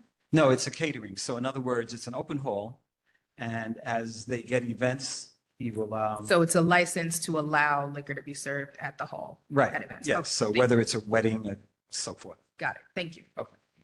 Hi, Community Board Member Kamar Swaby, just asking for the report. I know it's a new business, but just in case for the context of the neighborhood. Right. Thank you for that, because I was getting ready to get to that. We did ask for an incident report from the 67 precinct. It's usually a period of a year from the time, that we're asking them for, and there are no incidents at this location for a year. Okay? Just let you know that. All right, well, Mr. Agard, you can have a seat there, sir, and we'll be voting in a little bit.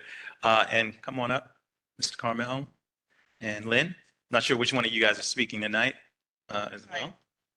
Well, I just want to say something really quickly. When they came up to talk about downstate, I just want to bring out that I love the fight that you guys did for downstate, because my dad did work here in downstate since 1970. He retired in 2016. Unfortunately, he did pass in 2018. So having here closed, I was in this community for a very long time. having the situation with downstate. I'm just happy that you guys fought for downstate to remain open. It's a important part of the community, and thank you very much. It's also a part of me personally. Thank you. And No, I said awesome. That's good. Thank you. so we came here to talk about Galaxy Bar and Grill. We're up for a renewal. We've been operating for about 6 years. We are very connected with like Officer Pierre, who was just here.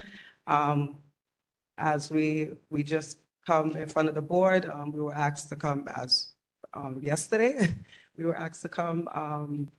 So we came to show up to work with you guys to make sure we support the community and for the whatever is needed. And I'll pass it to you. We are glad to be here today. And I know today was coming and then we was prepared for that. And I'm glad to say that we have over 30 employees. And then we have a program where, we have our employees then, to pay for the kids' cottage and stuff like that, to invest in their education and stuff like that. That's a special program we have over there for our employees. Thank you. Okay, are there any questions? Oh, you guys finished, by the way? Are you finished? Yeah. Okay. Are there any questions from the board members for Galaxy? Any questions? Going once, going twice? Can you just repeat the last part of what he said? I didn't hear. The last part? Yeah, yeah. Oh, he was talking about the funding that they do for the college. Okay, which For college? the employees. For employees that want to go back to school, like, Okay. yes, tuition assistance. Okay, great. So I'm sorry, are there any questions? Last call, any questions from any of our board members for the owners of Galaxy? Hearing none, thank you guys for that presentation. We'll sit down and we'll do a quick vote in a little bit. Oh, and I'm sorry, there were no incidents also for Galaxy Bar and Grill over a 12-month period. Okay, just mention that as well. So Madam Chair, are we taking a vote now? Yeah. Yes. Okay, great. Just want to make sure.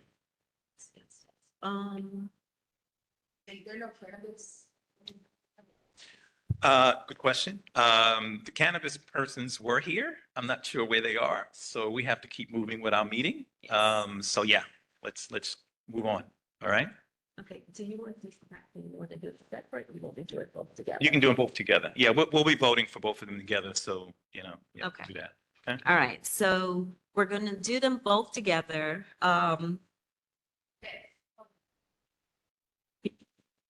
So the first one is Elite Manor is 1, Galaxy Bar is 2. So just know if you say yes, yes, or yes, no, I'm going to go 1, 2.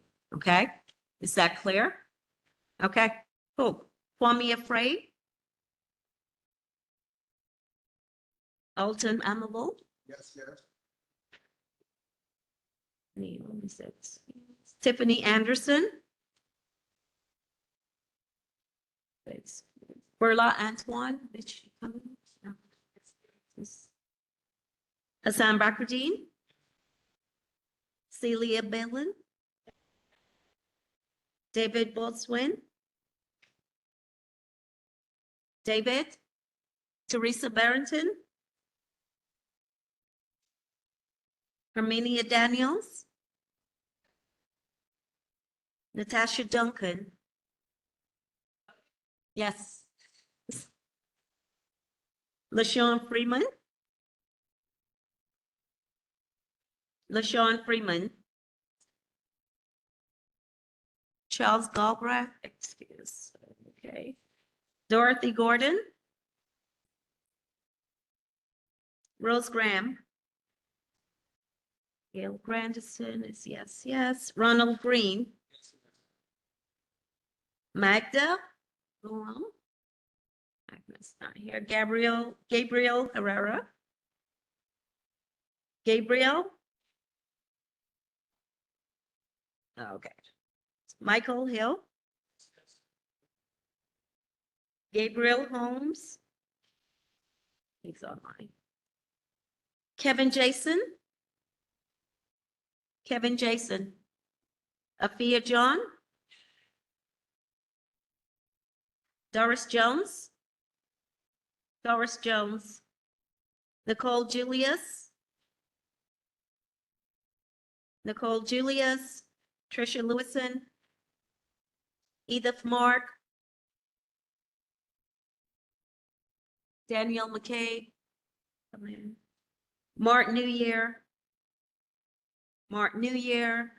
Kenton Noel? Kenton Noel? Khadijah Olawu?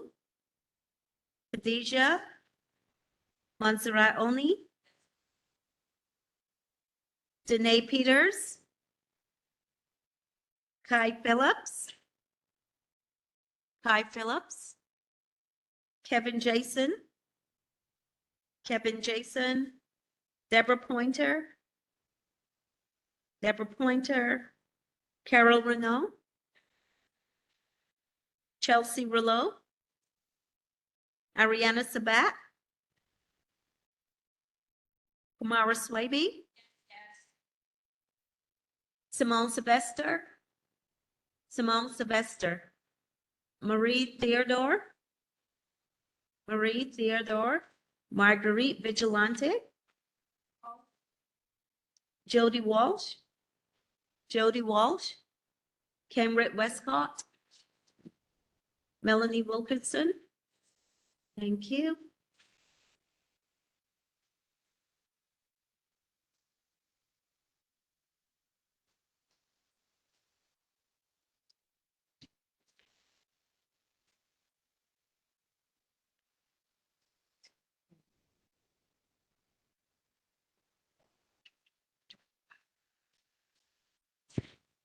While we're Saturday. Yeah. Oh, yeah. Yeah, 25 years. Yes. Oh, sorry. Can everyone hear me? That's 25 yeses, so both applications are passed. Congrats. And we can move on to adopting the meeting minutes for June 18, 2025. All board members in favor say aye. All opposed say nay. Okay. And next, we will vote on the. They came. Yeah. Yes.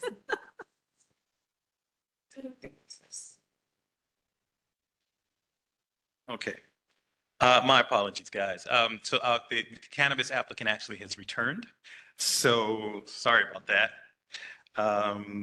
Can we get the representative for Nirvana Springs LLC? Yeah, you can give him the mic and all that. Yeah, and he's going to present his business to you guys. So give him a few moments and then we'll ask him some questions. So go right ahead, sir. Hi, good evening, ladies and gentlemen. My name is Amal Hassan Shafi, and I want to open up a cannabis on Nostrand and Church. I've been living in this neighborhood for approximately, I would say, 30 years. I've all lived on Nostrand and Beverly, a couple of blocks away. I've been there for 30 years, and I recently moved not too far away, 10 minutes away. I still have my mom that still lives here. I always come and visit. And one thing I want to do is open up a cannabis store that is legalized, that is regulated, that is safe for us, that is safe for the community, and something that we should try to push our kids away from. Even though cannabis, it has its benefits, but it also has its downs as well. I believe opening up a cannabis store that is legal could bring back good things to the community. I want to work with the community as well. And I'm looking for the endorsements of our community leaders and our community board and also the community itself. If you guys have any questions for me, please, I'll answer to the best of my abilities.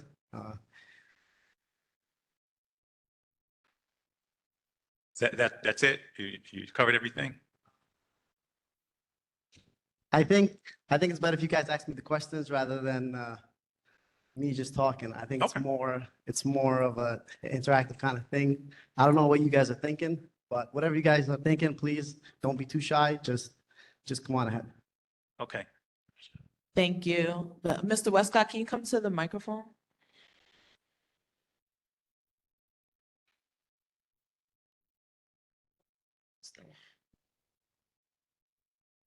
Yeah, Kenneth Westcott. You said you have been here 30 years. What type of business were you doing 30 years, the last 30 years? Oh, hi.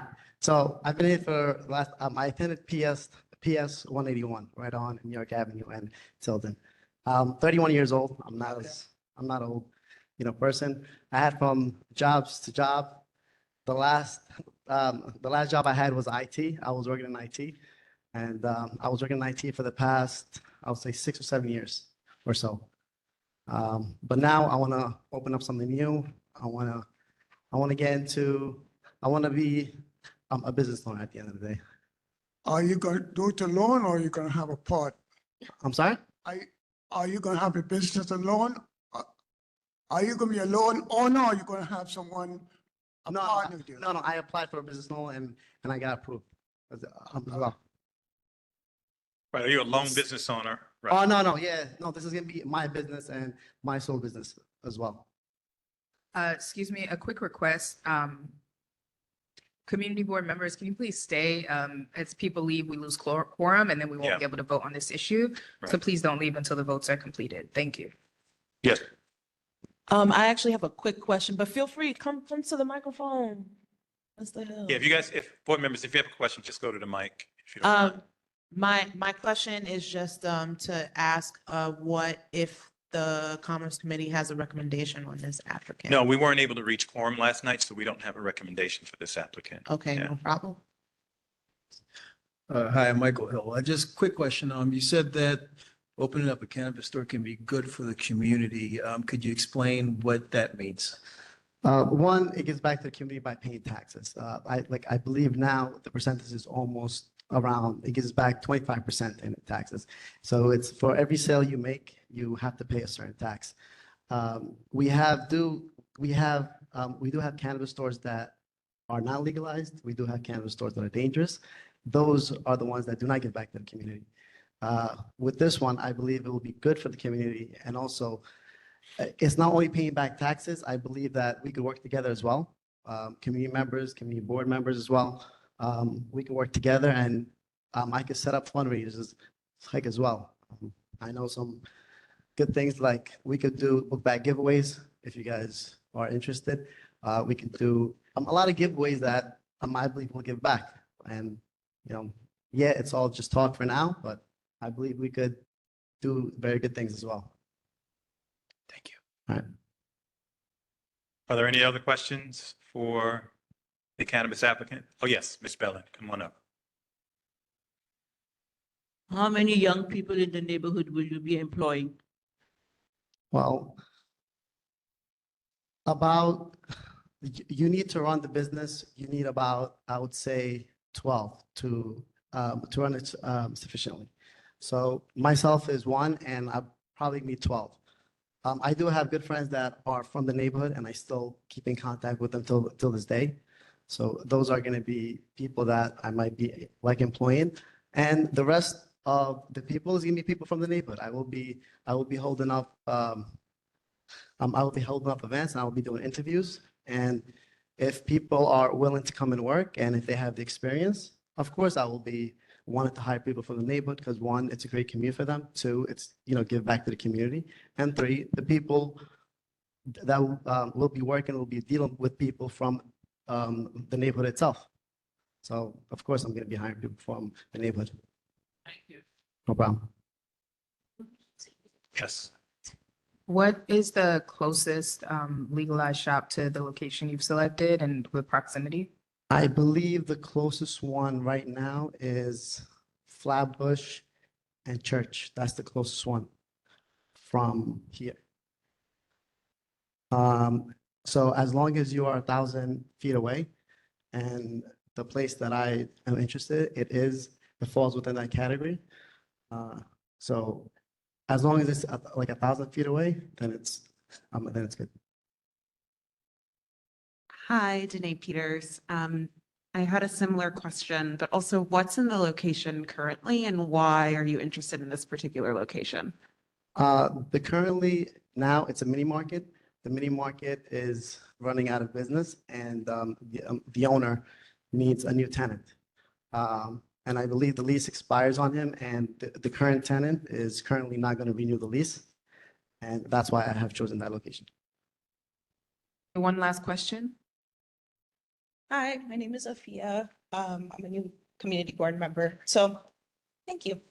I know you mentioned fundraisers and giveaways. Do you have any like specific ideas around those two things? Like what kind of fundraisers? I believe, to be honest, the best way to do it is around holidays is the best time to do those kind of things. Maybe like Thanksgiving, Christmas. I believe we should work around those type of holidays because I know the board and the community does events like that. And I think that is where I will make the most impact on is joining those events or like around those time of years, throughout the year, having different events. Okay. Do you have any other ideas outside of fundraisers and giveaways? Just curious. To be honest with you, no, I don't, but I'm always open to new suggestions from the community and from the board. If an idea comes up, of course, feel free to come talk to me, feel free to come to my shop, present it, and of course we can work from there. Thank you. Yeah. Chair? Yes, so we can We're take a good? vote. All right, so I think we're good. The chair's closing it down to questions. So thank you, Mr. Desai, for your presentation, sir. So hang out a little bit, okay? We'll take a vote. Okay. Kwame Afraid? Kwame Afraid? Kwame? Alton, I'm a vote.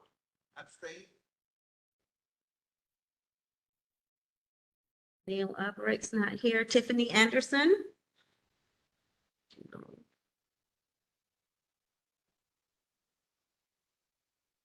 Miss Antoine's not here. Hassan Bakruddin?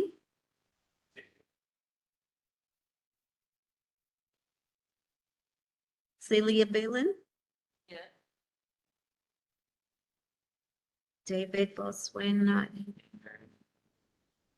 Teresa Berriton? Abstained. Roger Darrow, not here. Herminia Daniels? Abstained. Natasha Duncan?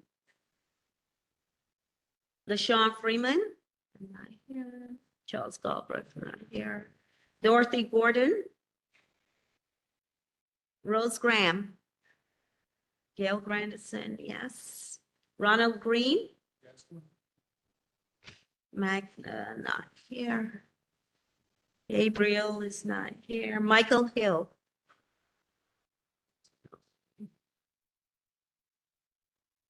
Gabriel Holmes, oh, he's not here. Kevin Jason, not here, sorry. Afia John? Doris Jones? Not here. Sorry. Tricia Lewison? Abstain. Edith Mark? That's not here. Mark New Year, not here. Kenton Noel is not here. Khadijah is not here. Montserrat only? Danae Peters? You said? No. Kaya Phillips, not here. Kevin Jason, not here. Deborah Pointer, not here. Carol Renault? Chelsea Rouleau? Ariana Sabat? Kamara Swaby? Simone Sylvester, not here. Marie, not here. Marguerite Billy Vigilante? Jody's not here. Camrick Westcott? No. Yes, no, thank you. Melanie Wilkerson? Thank you. Okay, we're gonna move on to the vote for secretarial position.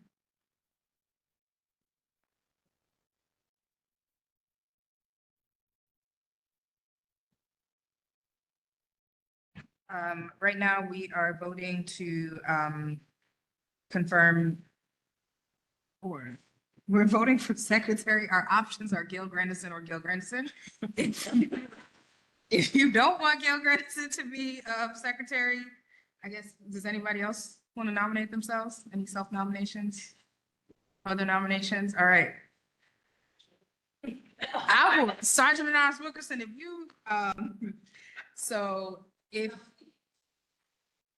you support Gail Grandison as our official secretary, and when I call your name, please say yes. If not, you can say no or abstain. Okay. District Manager Frazier, can we do unanimous consent? Sorry? Raising hands, we can do that? Okay, fantastic. So we need a motion on the floor to approve. Motion to approve the current secretary, Gil Grandison. First Vice Chair Louis San has moved to approve our secretary. Do we have a second? Hassan Bakr needs second. All in favor of Gil Grandison as Secretary of Community Board 17, please vote by raising your hands. The ayes have it. Congratulations. Congrats. Congrats, Chair Grandison. District Manager, I need to count.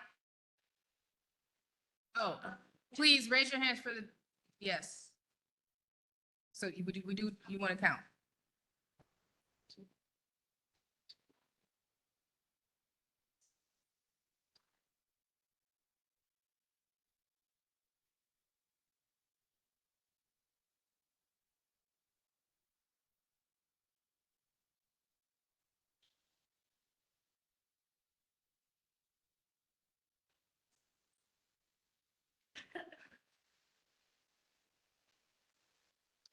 Again, congrats, Chair Grandison. Congratulations. And we can prepare for the presentation. Okay, brilliant. The Habitat for Humanity presentation?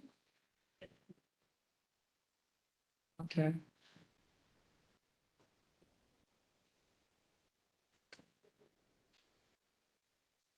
Yes, I see what I left.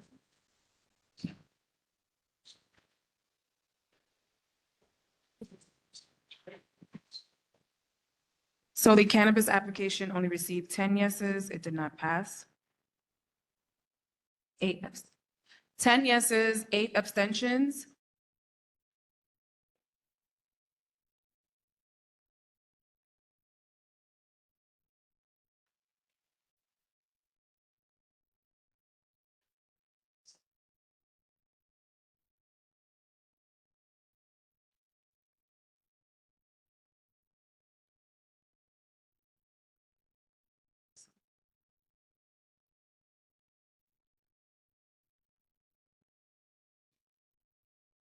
Seven noes, 8 abstentions, 10 yeses.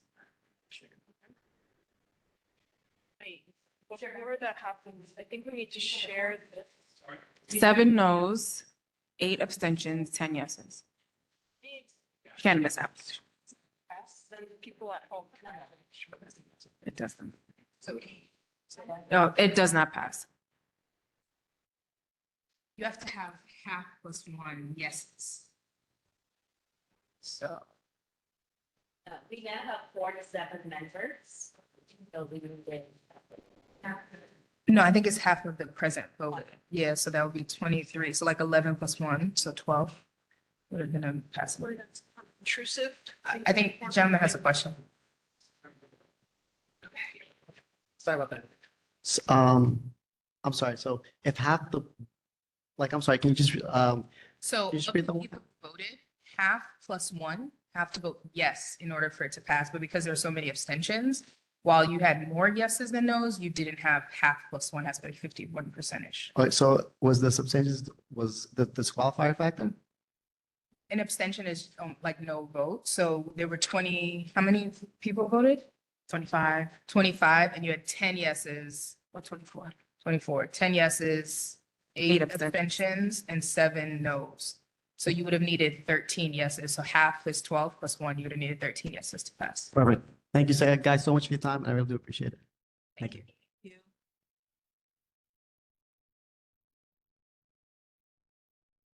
You can proceed. Yes. Hi, good evening, everyone. My name is Sophia Matheny. I am a Brooklyn Borough Planner for the Department of Housing Preservation and Development. We're excited to be back here tonight presenting this home ownership project for a vote tonight. Tonight, I'm here with Matt Dunbar and Rick Fudge from Habitat for Humanity NYC. Norman Cox, our architect from Union Street Studio Architects, and a couple of our planners from HPD as well. Okay. So just to give a little bit of context, the Constellation Cluster is made up of 8 scattered sites currently all on vacant, underutilized city-owned lots across 4 Brooklyn community boards. So for CB 17 specifically, the project proposes the construction of 1 new building in East Flatbush with approximately 12 affordable home ownership units consisting of a mix of 1 and 2 bedroom units. So this application is one of 4 land use applications running concurrently across community boards 3, 5, 16, and 17. So the requested project approvals through ULURP include an urban development action area designation, project approval, and disposition of 2 city-owned lots. And this project certified on July 28th, 2025. So now I'll pass it over to Habitat. Sure. Good evening, everybody. My name is Matt Dunbar. I'm the Chief of Staff at Habitat New York City in Westchester County. We have a 40-year history of building, preserving, and advocating for affordable home ownership here in the 5 boroughs. And we were founded in 1984 when our most famous volunteers, President and Mrs. Carter, came out with us to rehab a tenement building on the Lower East Side. So we're excited to continue to build on that legacy. We've been building in Central Brooklyn for about 25 years and have over 250 Habitat homeowners in the community. Union Street Studios also has a 40-year history, and we're happy to be partnering with them again on this project. And another one of our development partners in this project is Interborough Community Land Trust, which is a CLT that Habitat helped to found and exists to preserve affordable home ownership in perpetuity to make sure that the buildings that we build last for generations to come. So the CLT model separates the improvements, the buildings, from the land. So the land, after Habitat takes ownership of the properties and develops the properties, we will be then selling the buildings to the homeowners who will own their co-ops, and the land will be transferred to the Community Land Trust. There will be a 99-year ground lease established between the homeowners and the CLT to ensure long-term affordability long past the term of the first regulatory agreement and the tax exemption. And that is really to, again, to reinforce the generational affordability and to ensure that the subsidy lasts for more than the first families that purchase. So some of the benefits, as I mentioned, the subsidy that goes into these projects from both the city and the state and all of our philanthropy that also helps to support, that lasts for generations so that it balances homeownership opportunities, the equity buildings for individual families, along with the community asset buildings so that these properties aren't a delayed gentrification model, but actually a bulwark towards gentrification and ensuring that these homes that we all build together will be available for future generations of Brooklynites and Community Board 17 members. On the individual side, it is home ownership. So there are opportunities, of course, through Habitat homeownership to build wealth. First and foremost, from moving from an unaffordable rental situation into affordable home ownership, you build equity on a month-to-month basis.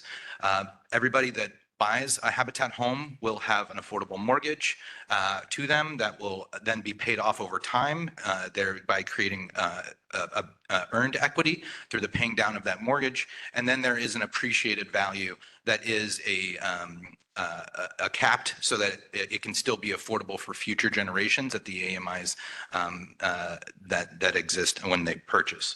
So that creates opportunities for both earned equity, appreciated equity, and pocket equity for these homes. So Constellation is the second phase of two phases of affordable homeownership development in central Brooklyn. All of these sites were awarded to Habitat, again, a nonprofit organization, back in 2017 and 2018.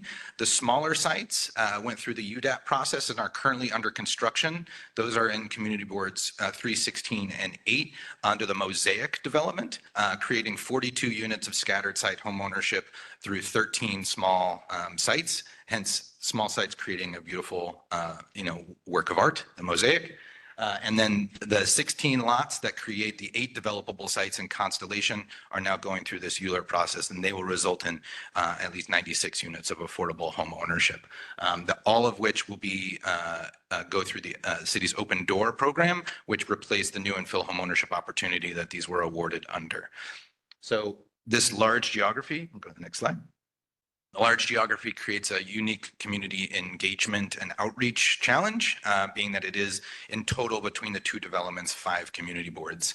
And so we have chosen to go down the path of creating a community advisory board for this development, and also in partnership with the Mosaic development, to really achieve 3 goals. The first being that we have not selected a GC yet, so we are seeking input for those from the community that would be interested in bidding on as a general contractor. We are seeking local and MWBE contractors to be a part of that bid list, and so we'll be selecting a qualified general contractor, but we're also building a list of subcontractors that we can then provide to the general contractor so that we can meet and exceed our 50% MWBE goal for this project. And we're also looking for local vendors to source materials locally for the development of these properties.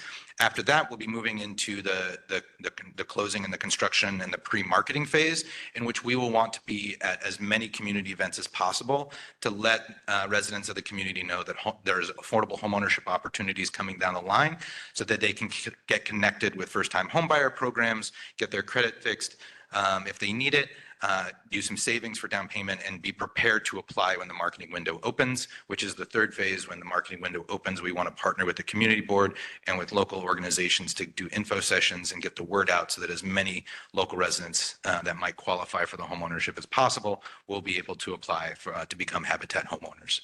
So with that, I'm going to pass it off to my colleague Rick, who will talk a little bit more about the site. Thank you, Matt.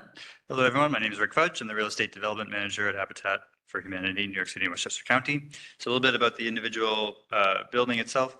So it is located in zoning district R6 at 395, 397 East 94th Street, between the intersection of Kings Highway and Lenox Road and Wilmer Street. The closest transit includes the Saratoga Ave stop on the 3 train. It's about a half mile away, as well as the B7 bus about 500 feet away, and it's within a few blocks of the B47, B15, and B8, B35 stops. We're aiming to reduce operating costs for the homeowners, as well as improve their environmental sustainability. The Constellation buildings will be designed to comply with enterprise green communities. They'll be solar ready and feature high performance windows and insulation, as well as a tight building envelope. The design also prioritizes indoor air quality and thermal comfort, so they'll be fully electric, no gas or combustion, and they'll have highly efficient appliances and building systems. This will include a VRF system for heating and cooling, which will be controlled within each individual unit rather than building wide. And there will also be ERVs for reclaiming waste heat and regulating humidity. We're aiming to specify locally sourced materials wherever possible, especially those with low environmental footprints. So if anyone has any recommendations, please send them our way. And lastly, amenities will include in-unit washers and dryers, an elevator, indoor bicycle storage, and a relatively large landscape backyard accessible to all building residents. The site is located on block 4669, lots 22 and 23, which, as Sophia mentioned, is currently vacant and owned by the city. It will be a 6-story building of approximately 11,736 square feet, featuring 12 affordable homeownership units, including 2 one-bedroom units and 10 two-bedroom units, with unit sizes ranging from 603 square feet to approximately 718 square feet. And I'll pass it back to Sophia. So the proposed project will be developed through HPD's Open Door program, which supports affordable home ownership. And these units will only be made available to first-time home buyers. There are a couple of first-time home buyer down payment assistance programs through HPD. And I know that Habitat has one as well that we can give some more context on if we have some more questions at the end. So for this project, all units will be made affordable to households earning between approximately 70% to 80% of the AMI. And I just wanted to quickly highlight this chart that shows some facts and figures with sales price, minimum qualifying income, max income, and then we also have some figures highlighting the average monthly mortgage and the utilities and maintenance fees, which we can also go over in further detail if there's more questions. So this is the unit mix and affordability for the Constellation cluster, just highlighting the same facts and figures. So we have sales prices, again, minimum and maximum qualifying incomes, and then the average monthly mortgage, utilities and maintenance. And again, this is for the entire Constellation cluster. So we wanted to just quickly highlight a couple of follow-up items that we received from you all. So we had a pre-ULURP briefing with you all on July 9th, and then we had another ULURP hearing on September 4th. So we can go over these in more detail, but just to kind of highlight the questions that we asked, it was things to do with the CLT bylaws and if they allow CB17 members to hold permanent seats on the board, if there was an unlisted park or garden site, what boards, associations, and city agencies will we be collaborating with, and then more information on building training offered to the broader community. So these are just some quick answers, but again, we can go over those at the end if there are questions. So this is just a quick project summary. So after tonight's vote, we will move through the formal review process, which is 30 days with the borough president. We're anticipating a meeting with them in mid-October, 60 days with the planning commission, and then 50 days with the council. So thank you all for your time and your attention. This concludes our presentation, and we'll be happy to answer any questions. Thank you. Thank you. Any questions? Come up to the mic, please. Please come up to the microphone with your questions, the two microphones in the aisle. Also, please do note, due to time, since we are towards the end of the evening, please respectfully and gently, do not take up a lot of time with your questions. Be efficient. Ask one question. If you have further questions, the team is accessible to you for follow-up questions beyond this evening. Thank you. Thank you. Good evening. Second Vice Chair Oni, could you go back a few slides to one about income? Yeah, right here. Okay. Either one is fine. First of all, are all units ownership units, or is it a mix? So it's just a co-op, basically. You're building a co-op building. Yeah, they're co-op, so they're all home ownership. Fantastic. Is there any any way to make sure that the people applying for these units are from the community, or anyone can apply? So there is a community preference of, I believe, 20%. That number will shift to 15% in 2029. So it depends on kind of when the units are listed on Housing Connect. But we do have that 20%. When is the building projected to be finished?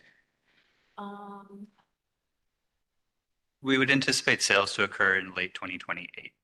Okay, so like 20% at the start, and then, okay. And then this maximum qualifying income is for a family of 3? Yeah. It's for a household, right? Yeah. So it varies. There's different household incomes, but for each unit, it's typically like 2 people per bedroom. So that household could then encompass however many people that then relates. Got it.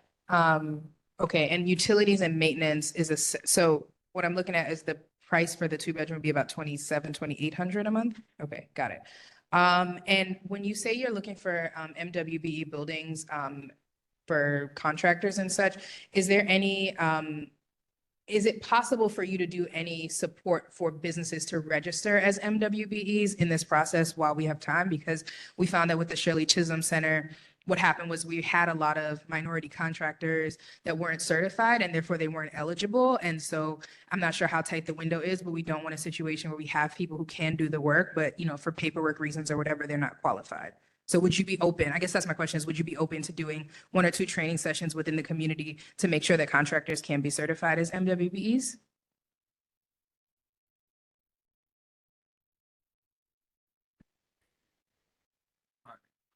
On the Habitat side, we don't actually have experience with helping anyone register in that process. So we would probably recommend that people connect with their local elected officials for potential guidance or with the agencies at the state.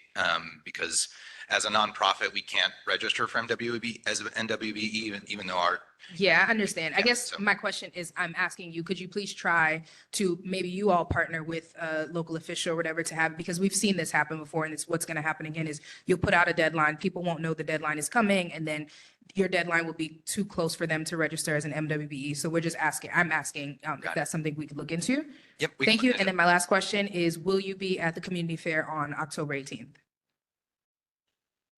October 18th. Yes, October 18th, Saturday. I'm very serious because No, we that- want people to know about these resources. So we'd love if you would tell them about the Mosaic and the Constellation housing, because we want people in the community to know about housing opportunities in the community. Yeah. Thank you so much for flagging that. Please send us the information and we'll connect. And we just brought on a fellow from ANHD, the Association for Neighborhood Housing Developers. So we're to specifically focus on community outreach for these projects. So we would love to be present if we can. Thank you. Yes, my question is regarding. Into the mic, please. Thank you. Thanks. My question is regarding the income. I guess I wanted to, how'd you come up with that 6-figure amount? And based in that community, I'm not sure what the average income is in that community. So I just wanted, just in my mind, get an idea of how'd you come up with a 6-figure income. I could speak to that a bit. So these AMIs are related to the term sheet of the HPD program that is assisting in the financing of the project. So it's not necessarily reflecting the average income of this specific community. It's referencing the incomes that are a part of this program.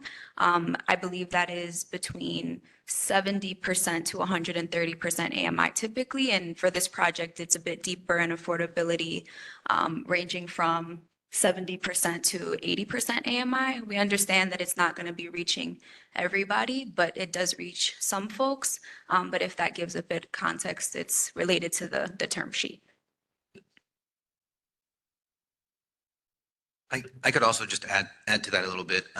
So the habitat developments that we build, because it's home ownership, we have to ensure that the incomes of the families that become homeowners in the building can be able to sustain the building as an asset for them, for their families for a long period of time. So that the maintenance includes, capital reserves, operating costs, building management, insurance, which has gone up a lot, and things of those and of that nature. So that's where the numbers kind of all come together for the underwriting for the project. And since there's no additional subsidies, rental subsidies, or anything of that nature, it is on the homeowner. So we have to make sure that they're both, mortgage ready and able to co-own and manage the properties themselves. That location, 395 to 397, is that a city-owned space? And again, did you all take a survey to find out what the median income is of people in that area? I am so tired of these developments coming into our communities, and the people who live there cannot afford these apartments and these houses. You all come up with all these fancy things and these prices and these numbers and these figures, but in reality, the people in the community cannot afford that, and they will not get the loans. They won't. I have been living in that community for over 30 years. I'm a federal officer. I have a very good job. You know how much trouble I had to get a loan as a Black woman to get qualified?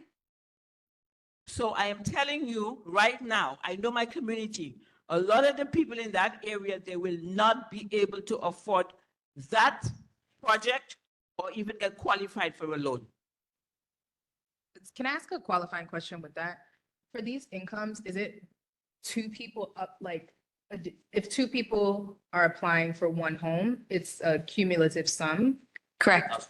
Okay, so in theory, there can be two people making 50K, 40K that can afford to purchase something together. Okay, thank you. Yes, correct. And I just want to acknowledge, I thank you for sharing that feedback. We hear you. And, you know, these AMIs are federally set. The city works within a lot of systems, but we definitely appreciate hearing from you about how it's impacting your communities. HPD has other programs that are geared towards lower incomes, and those are rental programs typically. This open door program, which is for affordable homeownership, is moderately income geared, but thank you for telling us your experience. I could pass it off to Habitat to give a bit more context to the affordable homeownership that they have already created and who it has served. Two final questions. And can we just ask the questions cumulatively and then you all can answer them and then we'll wrap to the vote? Thank you. Okay, hi, Michael Hill. You spoke about the generational wealth, the 2%. The inflation percentage per year is 3%. So based on my calculations, that would be a net loss of 1% per year. I don't see how that's creating any sort of wealth for the generations. And the homeowners association fee that's going to come with this is going to continue to go up every however long, year, 2 years. And whatever may be affordable today is not going to be affordable later. So how exactly is this going to be affordable? Do we need all the questions? Yeah, second question.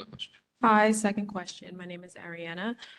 Just hearing about some of the income concerns, it seems like the income requirements are based on the price of the units, right? Is that correct?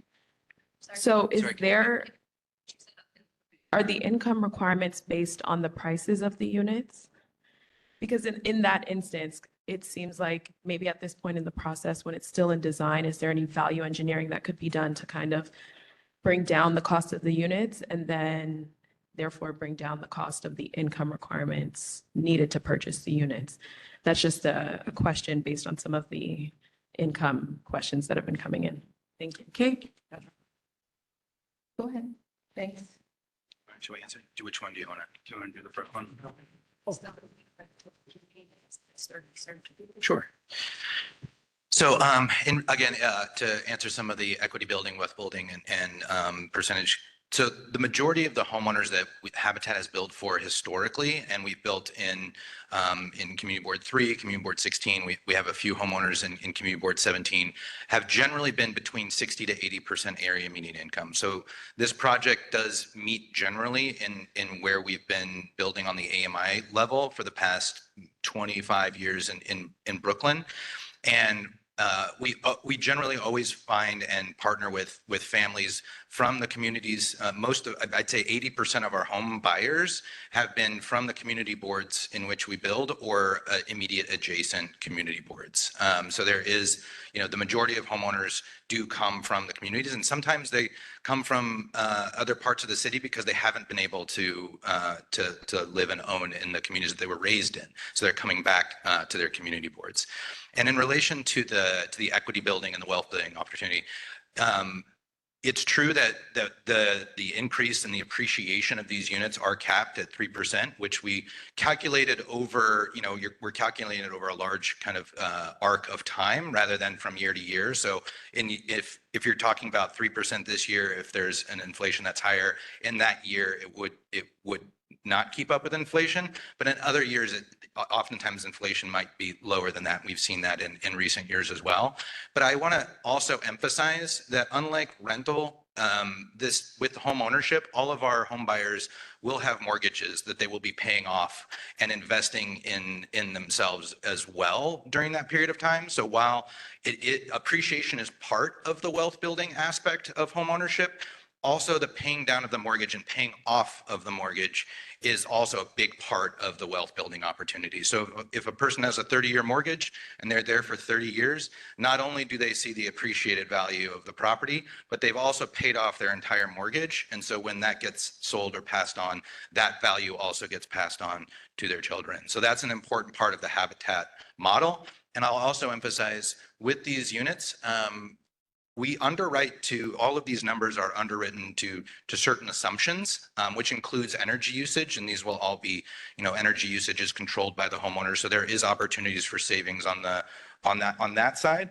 But we also, all of our homeowners often access down payment assistance. So that might be up to 20% down payment assistance from the Home First program, but many of them also access affordable mortgages through the State of New York Mortgage Agency. And that can also come with down payment assistance, grants and loans as well. So oftentimes our home buyers are starting with that equity in their property, which they didn't necessarily kind of contribute to the beginning. So that's also part of the wealth building process. So there's multiple layers here, but I'll pass it off to. And then regarding the sales prices and the AMIs, it's a little bit of a balancing act. So these numbers are estimates for the moment because we are still finalizing the design and we haven't bid it out yet to GCs. So once we get actual proposals in from GCs, we'll have a bit, some of these numbers will finalize a little bit further. But the way that the sales prices are set is that we come up with, right now, it's the best estimate for how much this project will cost. And then we figure out, working with our partners at the city and the state, what kinds of subsidies, and our elected officials, what kinds of subsidies will go into the project. And then what's left over needs to be made up through the sales prices. And that is what is matching the AMIs. So we will be doing value engineering where possible. We do try and keep these buildings as affordable as possible while still preserving the amenities that we feel are important for homeowners and that we have heard are important, that people want. But so it's a little bit of a balancing act between aiming for the certain AMIs as low as we can and plugging the budget gaps with the sales prices. Now, I'd like to add just one more thing, just because our decision to move into the community land trust resale restricted model is based off of history and experience with doing this homeownership work for over 40 years. And just one example of one of the reasons why we switched to that resale restriction. We used to build, condominiums with limited affordability. So it wasn't long-term necessarily affordability. It was affordable to the homeowners that purchased at that time.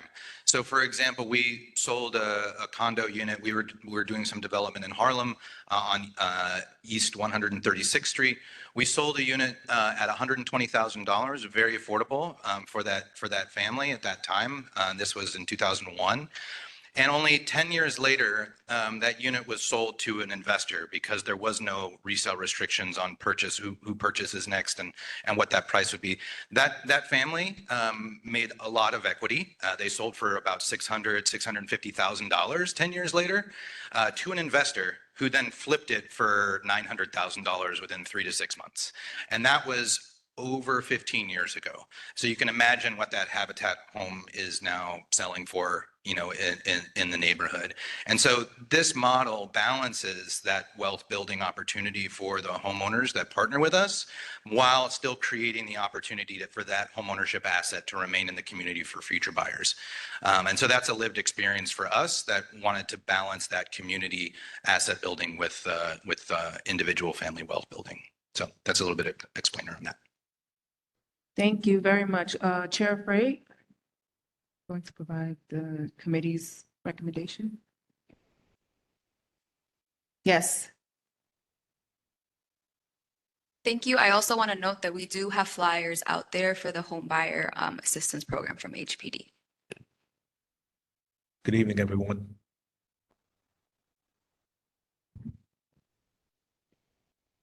Good evening, everyone. My name is Kwame Frey. I'm the chair for the Land Use Committee for Community Board 17.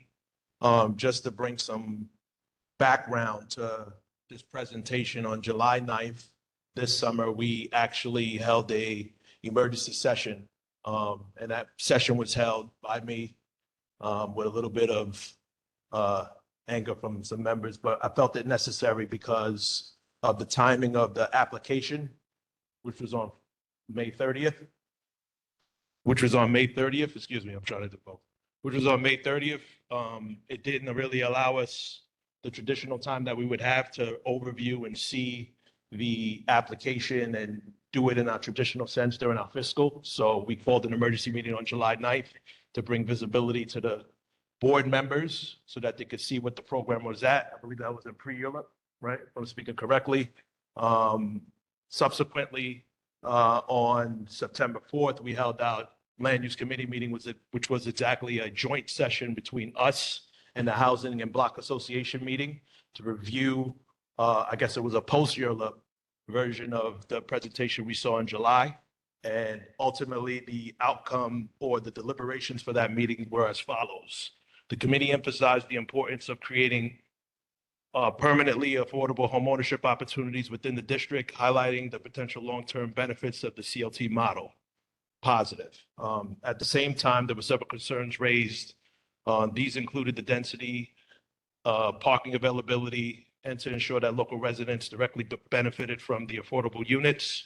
And a key point of concern is that the average income for our community board is $68,000, right? Which creates a significant barrier for affordability for many families, not all, but many families on an average within our community. Additionally, the committee, stressed the importance of establishing permanent provisions for community representation under various associations and advisory boards that will be involved in this project, and to ensure that this representation essentially ensures ongoing communication and accountability both during the construction and post-construction phases of the project. The vote outcome after deliberation, the joint committee voted in favor of the Constellation project with a count of 14 yeses, 5 noes, and 1 abstention. Okay. Thank you. So, Thank you so much. I really appreciate it. assuming we still have quorum, we're going to take a vote.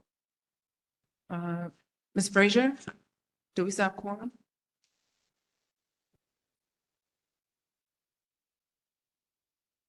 Okay.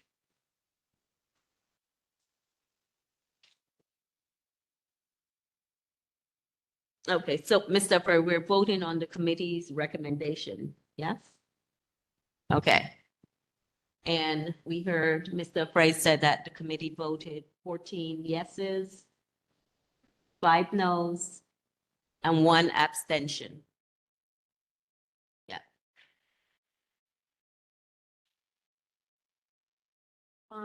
We, as a committee, we voted yes, but most of the yeses were with conditions. And I don't know if that makes a difference, but we did have conditions. So we don't know. They're not met, the conditions, so just wanted to put that out there. So you guys heard that they voted yes, but with conditions. So I'm sorry, can I interrupt for a moment? Oh, no. Aren't you a million miles away? Very quickly, please. Yes, I'm in Japan. Yes, you're only voting on the recommendation of the committee. If the chair of the committee would like to present conversation, it's up to the chair, but you're only voting on the recommendation of the committee, which is in the affirmative, not on the recommendation based upon the yes. It's just yes or no, or abstain. Okay. Okay. We're starting. Right, it's 9:47. Let's do this. Kwame Afraid? Alton Amable? Tiffany Anderson? Hassan Bakruddin? Celia Beelan? Teresa Brereton? Herminia Daniels? Natasha Duncan? Natasha Duncan? Dorothy Gordon? Rose Graham? Gail Grandison, abstain. Ronald Green? Michael Hill? Gabriel Holmes, sorry, it's not here. Kevin's not here. Afia, John? It's not here. Resign. Absent. Tricia Lewison? Edith Mark? Mark's not here. Kenton Noel is not here. Khadijah is not here. Montserrat Oni. Danae Peters. Kai Phillips, oh, not here. Kevin Jason, not here. Deborah Pointer, not here. Carol Renault. Chelsea Rouleau. Ariana Sabat. Kamara Swaby. Simone's not here. Marie's not here. Marguerite Vigilante. Jody's not here. Cameron Westcott. Melanie Wilkerson. Yes.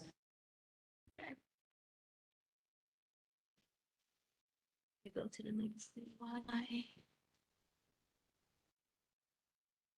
I'm sorry?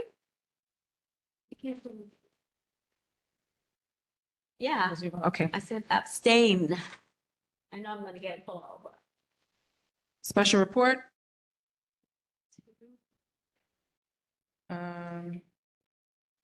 I'll just add that we're still in the process of the move. We completed a test fit for the new community board office, and it's underway. Unfinished business. Old business. New business. We have new stuff.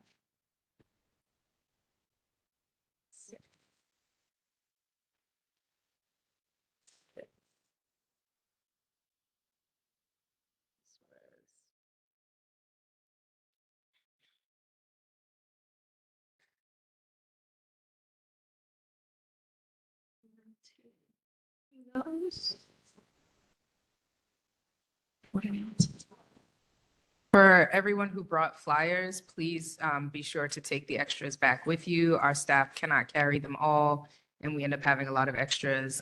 They do display some at the office, but they cannot keep all of them. So please take what you brought with you. All right, 16 yeses, 2 nos, 6 abstentions. It passes. The committee's recommendation passes. Thank you all. We're preparing to adjourn, but thank you all for coming. Thank you all for staying, and hope to see you next month on the 18th. Yes, motion to adjourn. Names? Wait, can we get Names, please. Meeting is adjourned. All in favor? Oh. All in favor? Thank you all. Thank Have a you. wonderful Good night. night, everybody. 8:51. They can wait to do that. Gail?